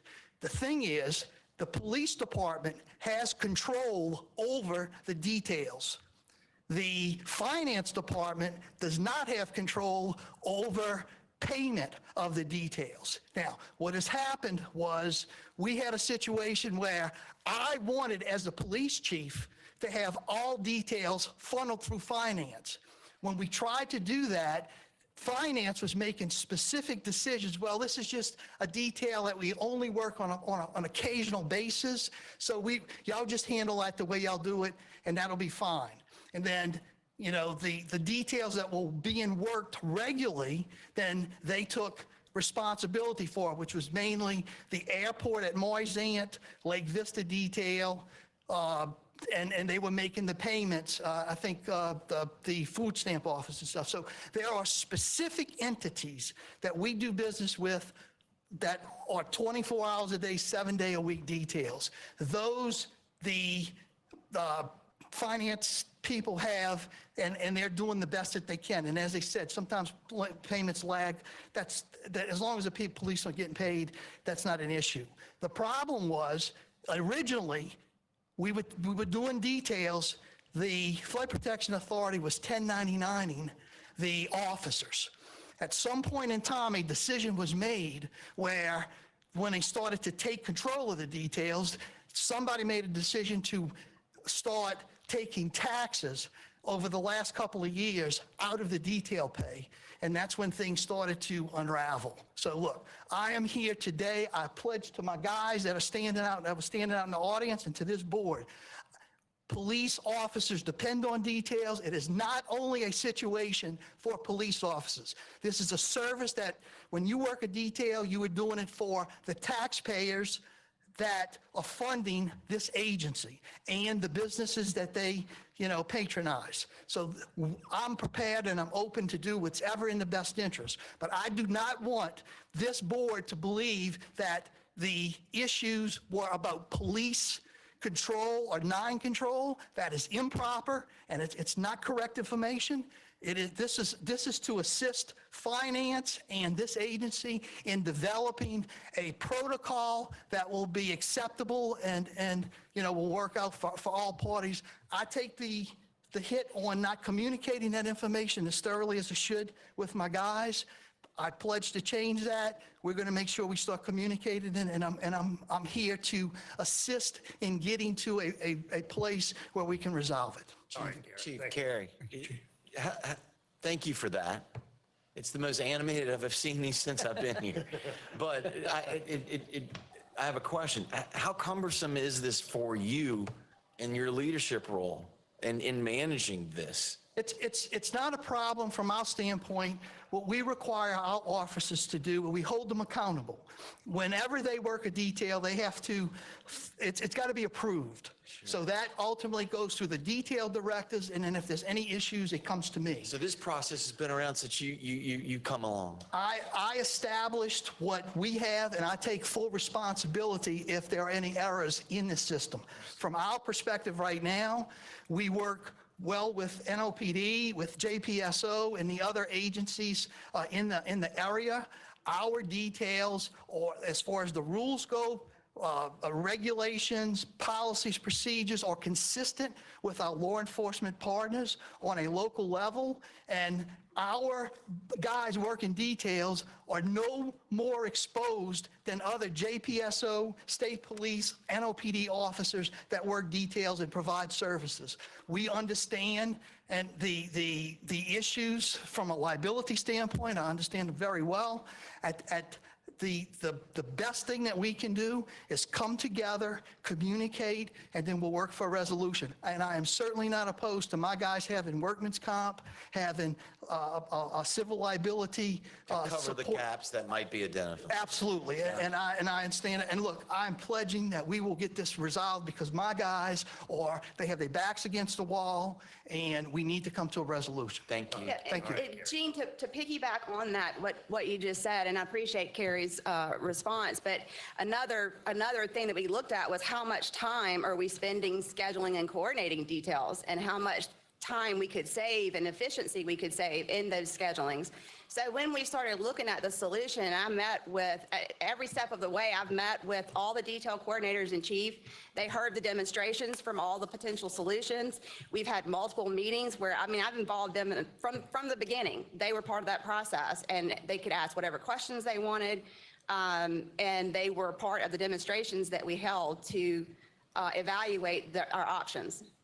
So we've got 200 miles of levee systems with all kinds of assets. How many folks do we have that are active in the field with our police department? We have about, I don't know how many reserves, but we have about 25 officers at East Jeff and 35 officers at Orleans, give or take, plus reserves. Over 50. Over 50, yeah. Mhm. All right. I probably let that go on a little longer than it needed to, but I think we all needed to know where we were, and we're trying to get to a position where we could manage it and not expose ourselves to liabilities beyond our control or whatever. So anyway, appreciate that time and comments. Any other questions for Kelly? All right. Morgan? Yes, sir. Yeah, just one comment. Kelly covered this in her report to the board, but I think it's important to state, I want to thank Kelly and Michelle for all of their hard work they did in getting the St. Bernard transfer of pump stations and canals over to St. Bernard Parish. It went off apparently without a hitch on July 1st. Our employees were transferred over. The 2 employees that are staying with us are under contract with St. Bernard. I know Clay had been very actively involved with that, as had our previous president, Joe Hassinger. And just kudos to everybody for all the hard work it took. A lot of stuff going on behind the scenes to get it done. Thank the board for their cooperation in getting this done, and it's done. That's the beauty of it. And additionally, I can report that all of the motions for dismissal unopposed were filed on July 7th. So the litigation effectively is over. We're just awaiting the signing by the respective judges. Thank you. Sounds good. We've been at this quite a while. Usually our administrative and engineering things go pretty quick. Do we want to forge ahead, or we need a break?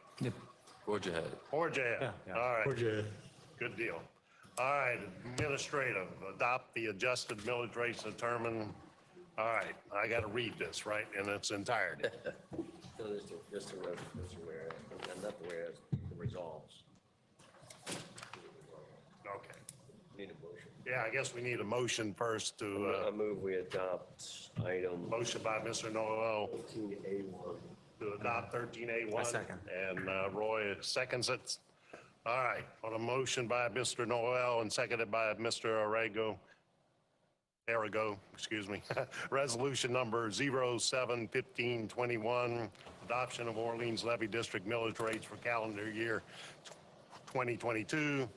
Whereas the reassessment of property subject to taxation within the geographic boundaries of the Orleans Levy District, the portion of the Orleans Parish located on the east bank of the Mississippi River, made during 2019 as completed for use for tax year 2020 resulted in more assessed valuation than that assessed in 2019.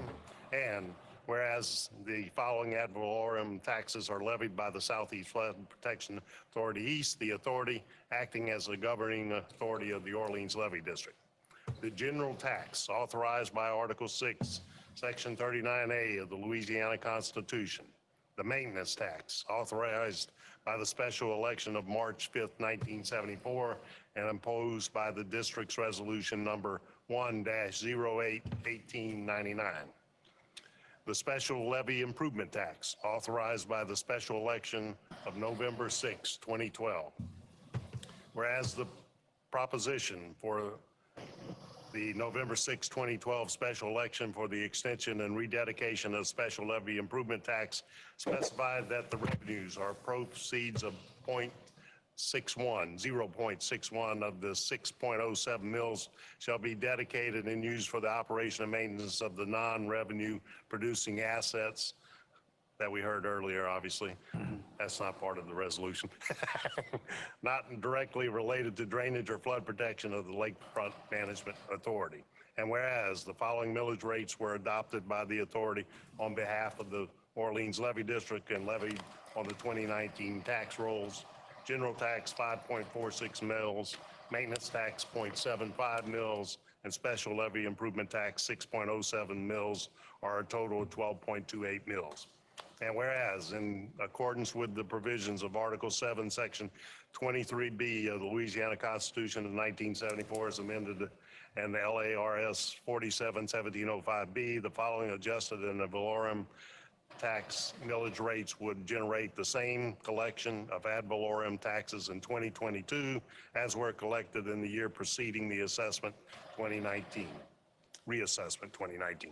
General tax 4.97 mils, maintenance tax 0.68 mils, special levy improvement tax 5.53 mils. All right, we have a motion and a second.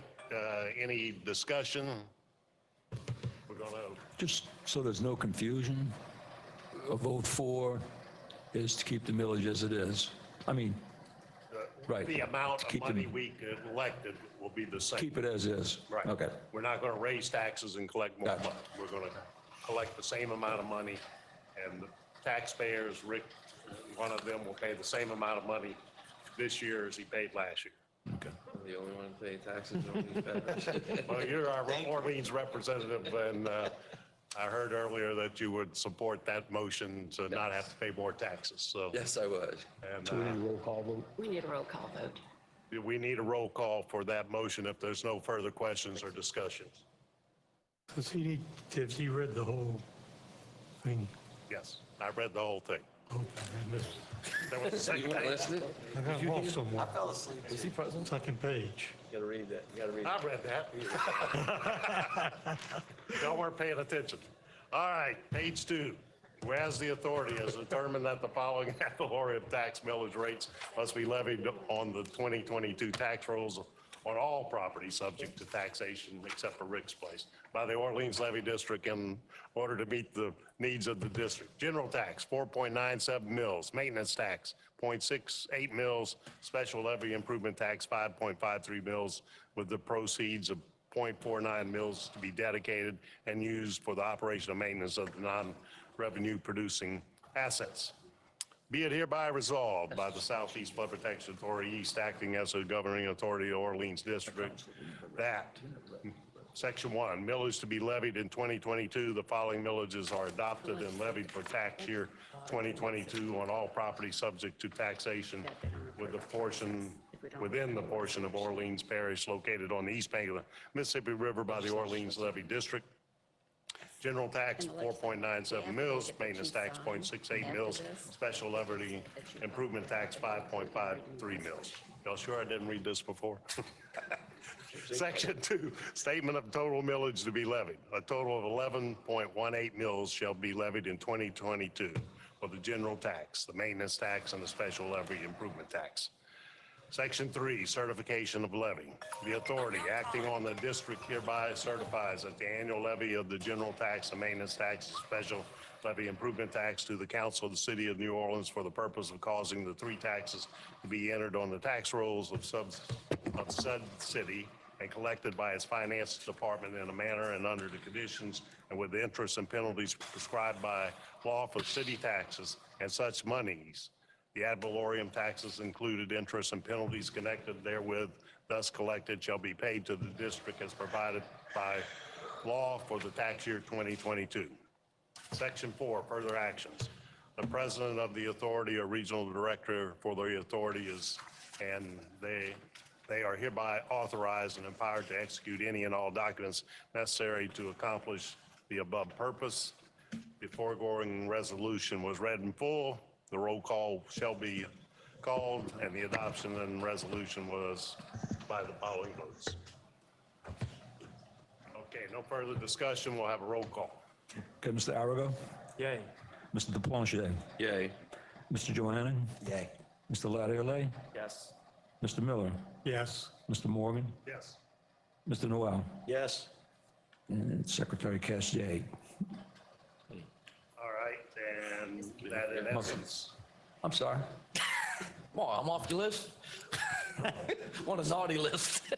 Sorry about that. Yay. Mr. Weesham casts his vote, yay. thank you, Mr. Secretary. All right. So that resolution passes, then item A13A2 is not necessary to be read loud and voted on because it becomes moot. Right. If the board doesn't want to take it up, it doesn't have to be read. Yeah. All right. Item 2, set forth the adjustment. No. Item We 3. skipped that. We don't need to do that one. That's right. Item 3. Item 3, motion to adopt a resolution setting forth the flood protection ordinance position relative to non-flood assets owned by the Orleans Levee District and managed by the LMA. That came before finance. No. Operations. Operations. Yeah, so this is the one where we voted to not recommend approval, and I'm gonna let her take the lead on this one. Okay, so there were a number of issues with this particular resolution, and I'll go over them as briefly as I can. So basically, the first part of the resolution covers us not selling any of our assets. I'm not aware of any assets that we're proposing to sell at this point, and certainly if and when something does come forward that we would consider, it would have to come before this board. So I think that the first part of this is actually trying to tie the hands of the board and future boards, saying that we're not going to sell any assets, and it's not our intent. I certainly think it is our intent not to sell assets, but I don't think it needs to be in a resolution or to tie us up. The bigger concern is the transfer of the Lakeshore Drive to the Non-Flood Protection Agency. There's a number of reasons for this. It's requiring and would require our police to continue to patrol the area and be responsible for the safety therein. During an emergency situation declared by the governor, it's not an issue. We can close off the lakefront. That's within our authority to do so under an emergency declaration.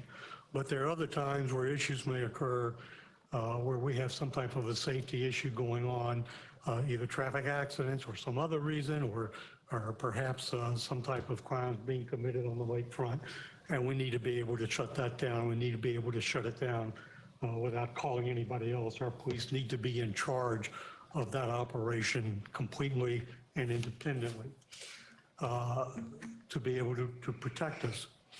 if you go after a storm event, it may not be a hurricane declared, it may not be a disaster that's declared by the governor, but after a storm event, there may be debris and other issues on the levee. We need to be able to get in there and clean that up. Funding, as we heard from the Flood Protection Authority earlier today, they have issues with funding and paying us what they owe us now. Do they have the equipment? Do they have the expertise? Do they have the personnel to continuously clean up the lakefront after a storm? The answer is no. And so they would be looking to us for funding to do that, which we already provide, but it's under our authority. So I think for all of these reasons, and just the idea of having a combined, if you will, control of Lakeshore Drive, that's not going to work out very well. There are going to be problems with that. So presented that information to the Operations Committee, and the committee voted unanimously not to support this resolution. So Roy, I know it's your resolution, I understand, so certainly we yield to you for comments. So a number of things. First of all, yes, this was a resolution this is my resolution that I came up with. And as Herb mentioned, it's a pretty simple resolution. What it does is, and its intent is to address those issues that we heard coming from the legislature. And it just basically says two things. Primarily, it says, it is not our intention to sell any of our assets. And the purpose is to give us something of substance, something substantive, a document to say, to address that issue. Pretty straightforward. It also says, with regards to Lakeshore Drive, that once we're finished with these with this project, with the restriping and whatnot, that we're transferring that to the non-flood, and so that we can focus on our mission of flood protection. Regarding the motion or recommendation with all due respects to operations, that decision to unanimously not recommend was done in a vacuum, because it's not, being that this was my resolution, I don't see that on here, and I was not at operations. And neither was the public to comment on it. So they only, at operations, you only heard the downside of it, and it was not presented fairly regards to. I don't see anything on that agenda that would have that leads to a Well, it should have been. Yes. That's actually one of my that's actually one of my criticisms, Roy, is that this just appeared on the agenda without any pre-discussion with any other commissioners, or being put on the operations agenda, and that's improper in my opinion. It needed to go to a committee first, and it should have been discussed with the commissioners before you prepared a resolution and submitted it. More importantly, the substance of it, I think, is a problem. Right. The Senate adopted a bill this past legislative session, and it's in Wilma's legislative summary, that if we're going to sell anything, we need to go to the legislature and tell them that we're going to do it. Yes. So we can't do this anyway without the oversight that they would like. So for us to adopt some resolution that might tie our hands is not a good idea, because we want to keep the option open to us. And this is saying we're never going to consider this, basically. And I think that's a bad idea, and it sets a bad precedent. As for Lakeshore Drive, it's not a non-flood asset. It is a flood asset. It is connected to our flood assets. And we saw the Lakefront Management Authority operating at a deficit. We cannot turn over Lakeshore Drive to an entity that's already operating at a deficit, where we have $2 million in contracts that are for the maintenance of Lakeshore Drive. This is procedurally it's defective, and substantively it's wrong. Rick, what was the merit for the Lakefront Management Authority wanting to take over the job to begin with? I don't know. Oh, okay. I don't know. Roy, if I can address one comment you made. You're correct that it was not listed on the agenda of the Operations Committee. However, when I saw the resolution come through, I looked to see if it was on there. It was not. And so I contacted Kelly And I believe Kelly and Michelle said, well, it can be covered and should be covered under that part of the resolution when we talk about the Lakeshore Drive issues. So that's why it was brought up in operations. It's proper to bring it up in operations because it is an operations issue.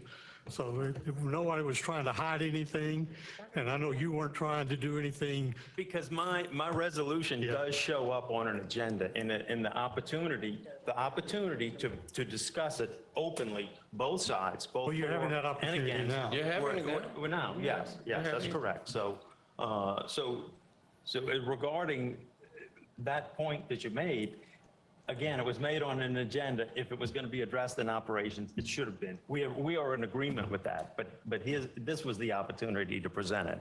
Regarding the asset of Lakeshore Drive being a flood asset and not a non-flood, all of the assets belong to this board, actually. The lakefront, the non-flood is merely a manager for those. I understand, but the non-flood assets are what are transferred to the LMA for their oversight and management. I do not consider Lakefront Drive to necessarily be a completely non-flood asset. I think it's a mixture of the two, and as a result, we need to keep control of it. It's a hybrid, right? Yes, yeah. And so we shouldn't transfer our responsibility to them for both operationally and financially. I think it would be a bad precedent. Well, I guess the one side of it is we want to focus on flood protection. The other side is we got traffic issues, and that came before Operations 2 to establish triggers for it. Correct. And hopefully we'll get to a point where we can manage traffic on Lakeshore Drive without the Senate getting involved. Exactly. And telling us how to do it. So that was the point of the whole thing, from my opinion, and I agree. I think if it needs further work, or we need to establish controls within our own operations to control traffic there with Kerry's help and Herb listed the framework of a master plan for the lakefront, for the drive. And that's why that part was on operations. Right. And the resolution followed subsequently that, But I anyway. guess it's maybe a policy thing that the state's looking for, Rick? I mean, we got our master, we got a plan like, when I a don't think storm we comes, have- it's us. When this happens, it's us. But then from a political or policy standpoint, I don't know how we should respond to that aspect of it. Well, I think the issue's been raised operationally with Lakefront Drive, with Lakeshore Drive, and I think we're addressing the concerns that have been raised, and we're going to communicate those effectively to the community and to the senator. But those issues about Lakeshore Drive were limited to certain closure issues, and I think we have an understanding of that issue and how to move forward. All right.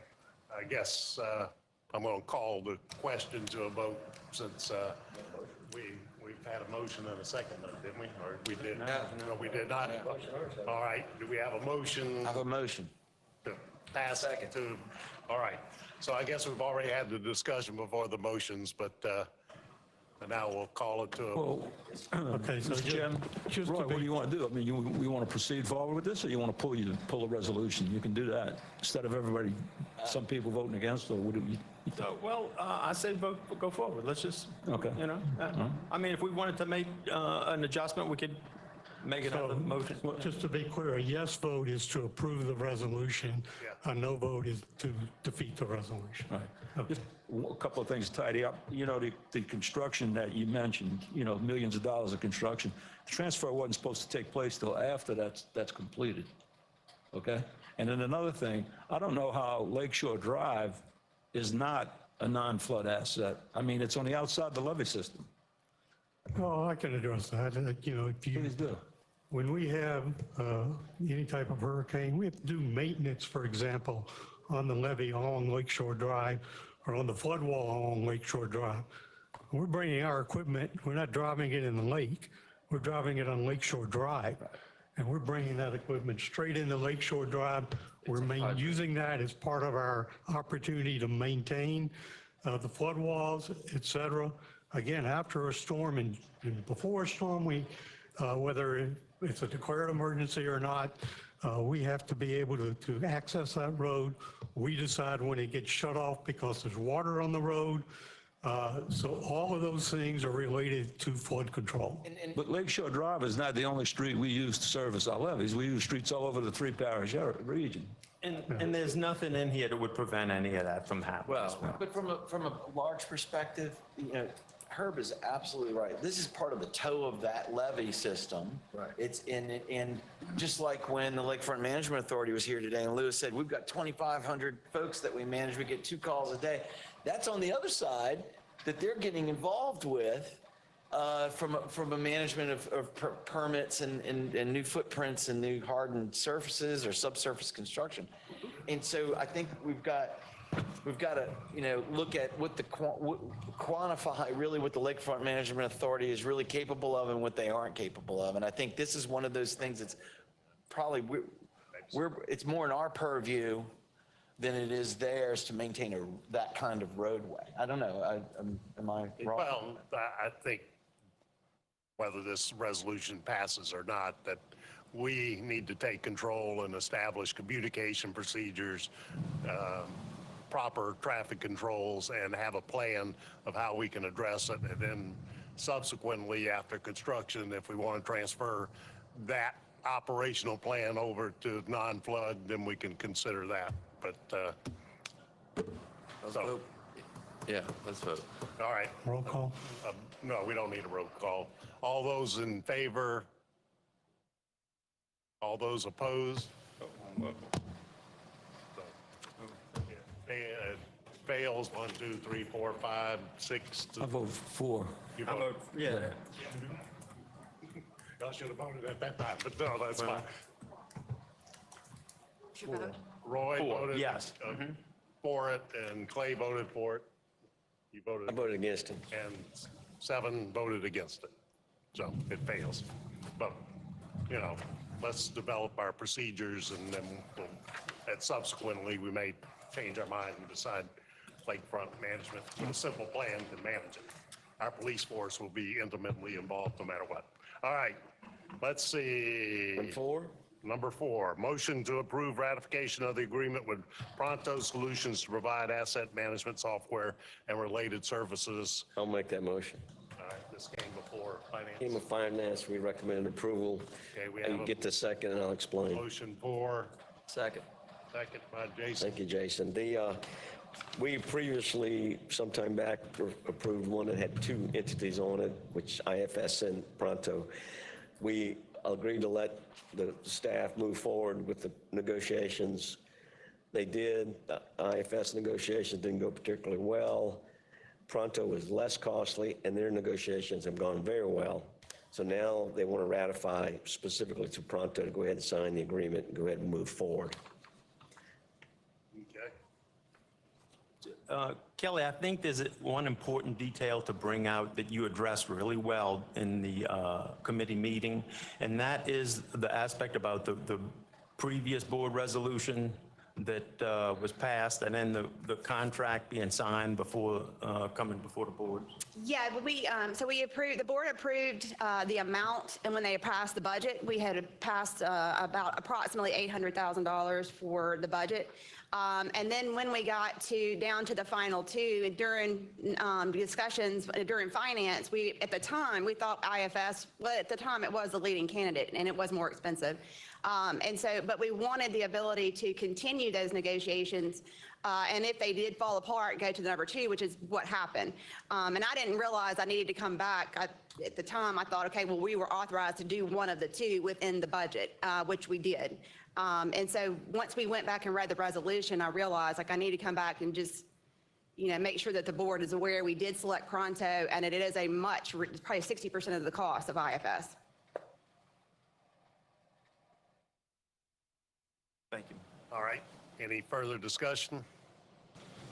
All right, we have a motion and a second to ratify the agreement with Pronto. All those in favor? Aye. Aye. Any opposed? Hearing none, so resolved and ratified. Engineering and operations, motion to authorize the issuance and advertisement of requests for additional emergency response contractors. Yes, yeah, this came before operations and Make a essentially, motion to approve it. We have a second. yes. Second by Gene, so. Okay, so this essentially lets us go out and seek qualifications for some other emergency contractors, just in case there's something that comes up that needs to be taken care of, because currently, right now, we only have one. So this came in front of the operations committee, and we voted to recommend approval, so. Sounds like a very logical thing to do, to have more than one contractor in case he's tied up on something else, et cetera. All right, any further discussion? All right, all those in favor? Aye. Any opposed? Hearing none, so moved. Motion to adopt the resolution to appropriate a temporary servitude. This motion was deleted from our agenda, so it's no longer applicable. Next meeting is August 19th here. Anything else? We adjourned. We adjourn. Sorry that it took so long. I'll get better. We're gonna get wet while you're Good job, Mr. President. Thank you, Herb. Appreciate it. All right, I have a sample. The instruction sheet. Yeah. And it should be fully charged. Oh, good. I tried to- How's that? Is that cool?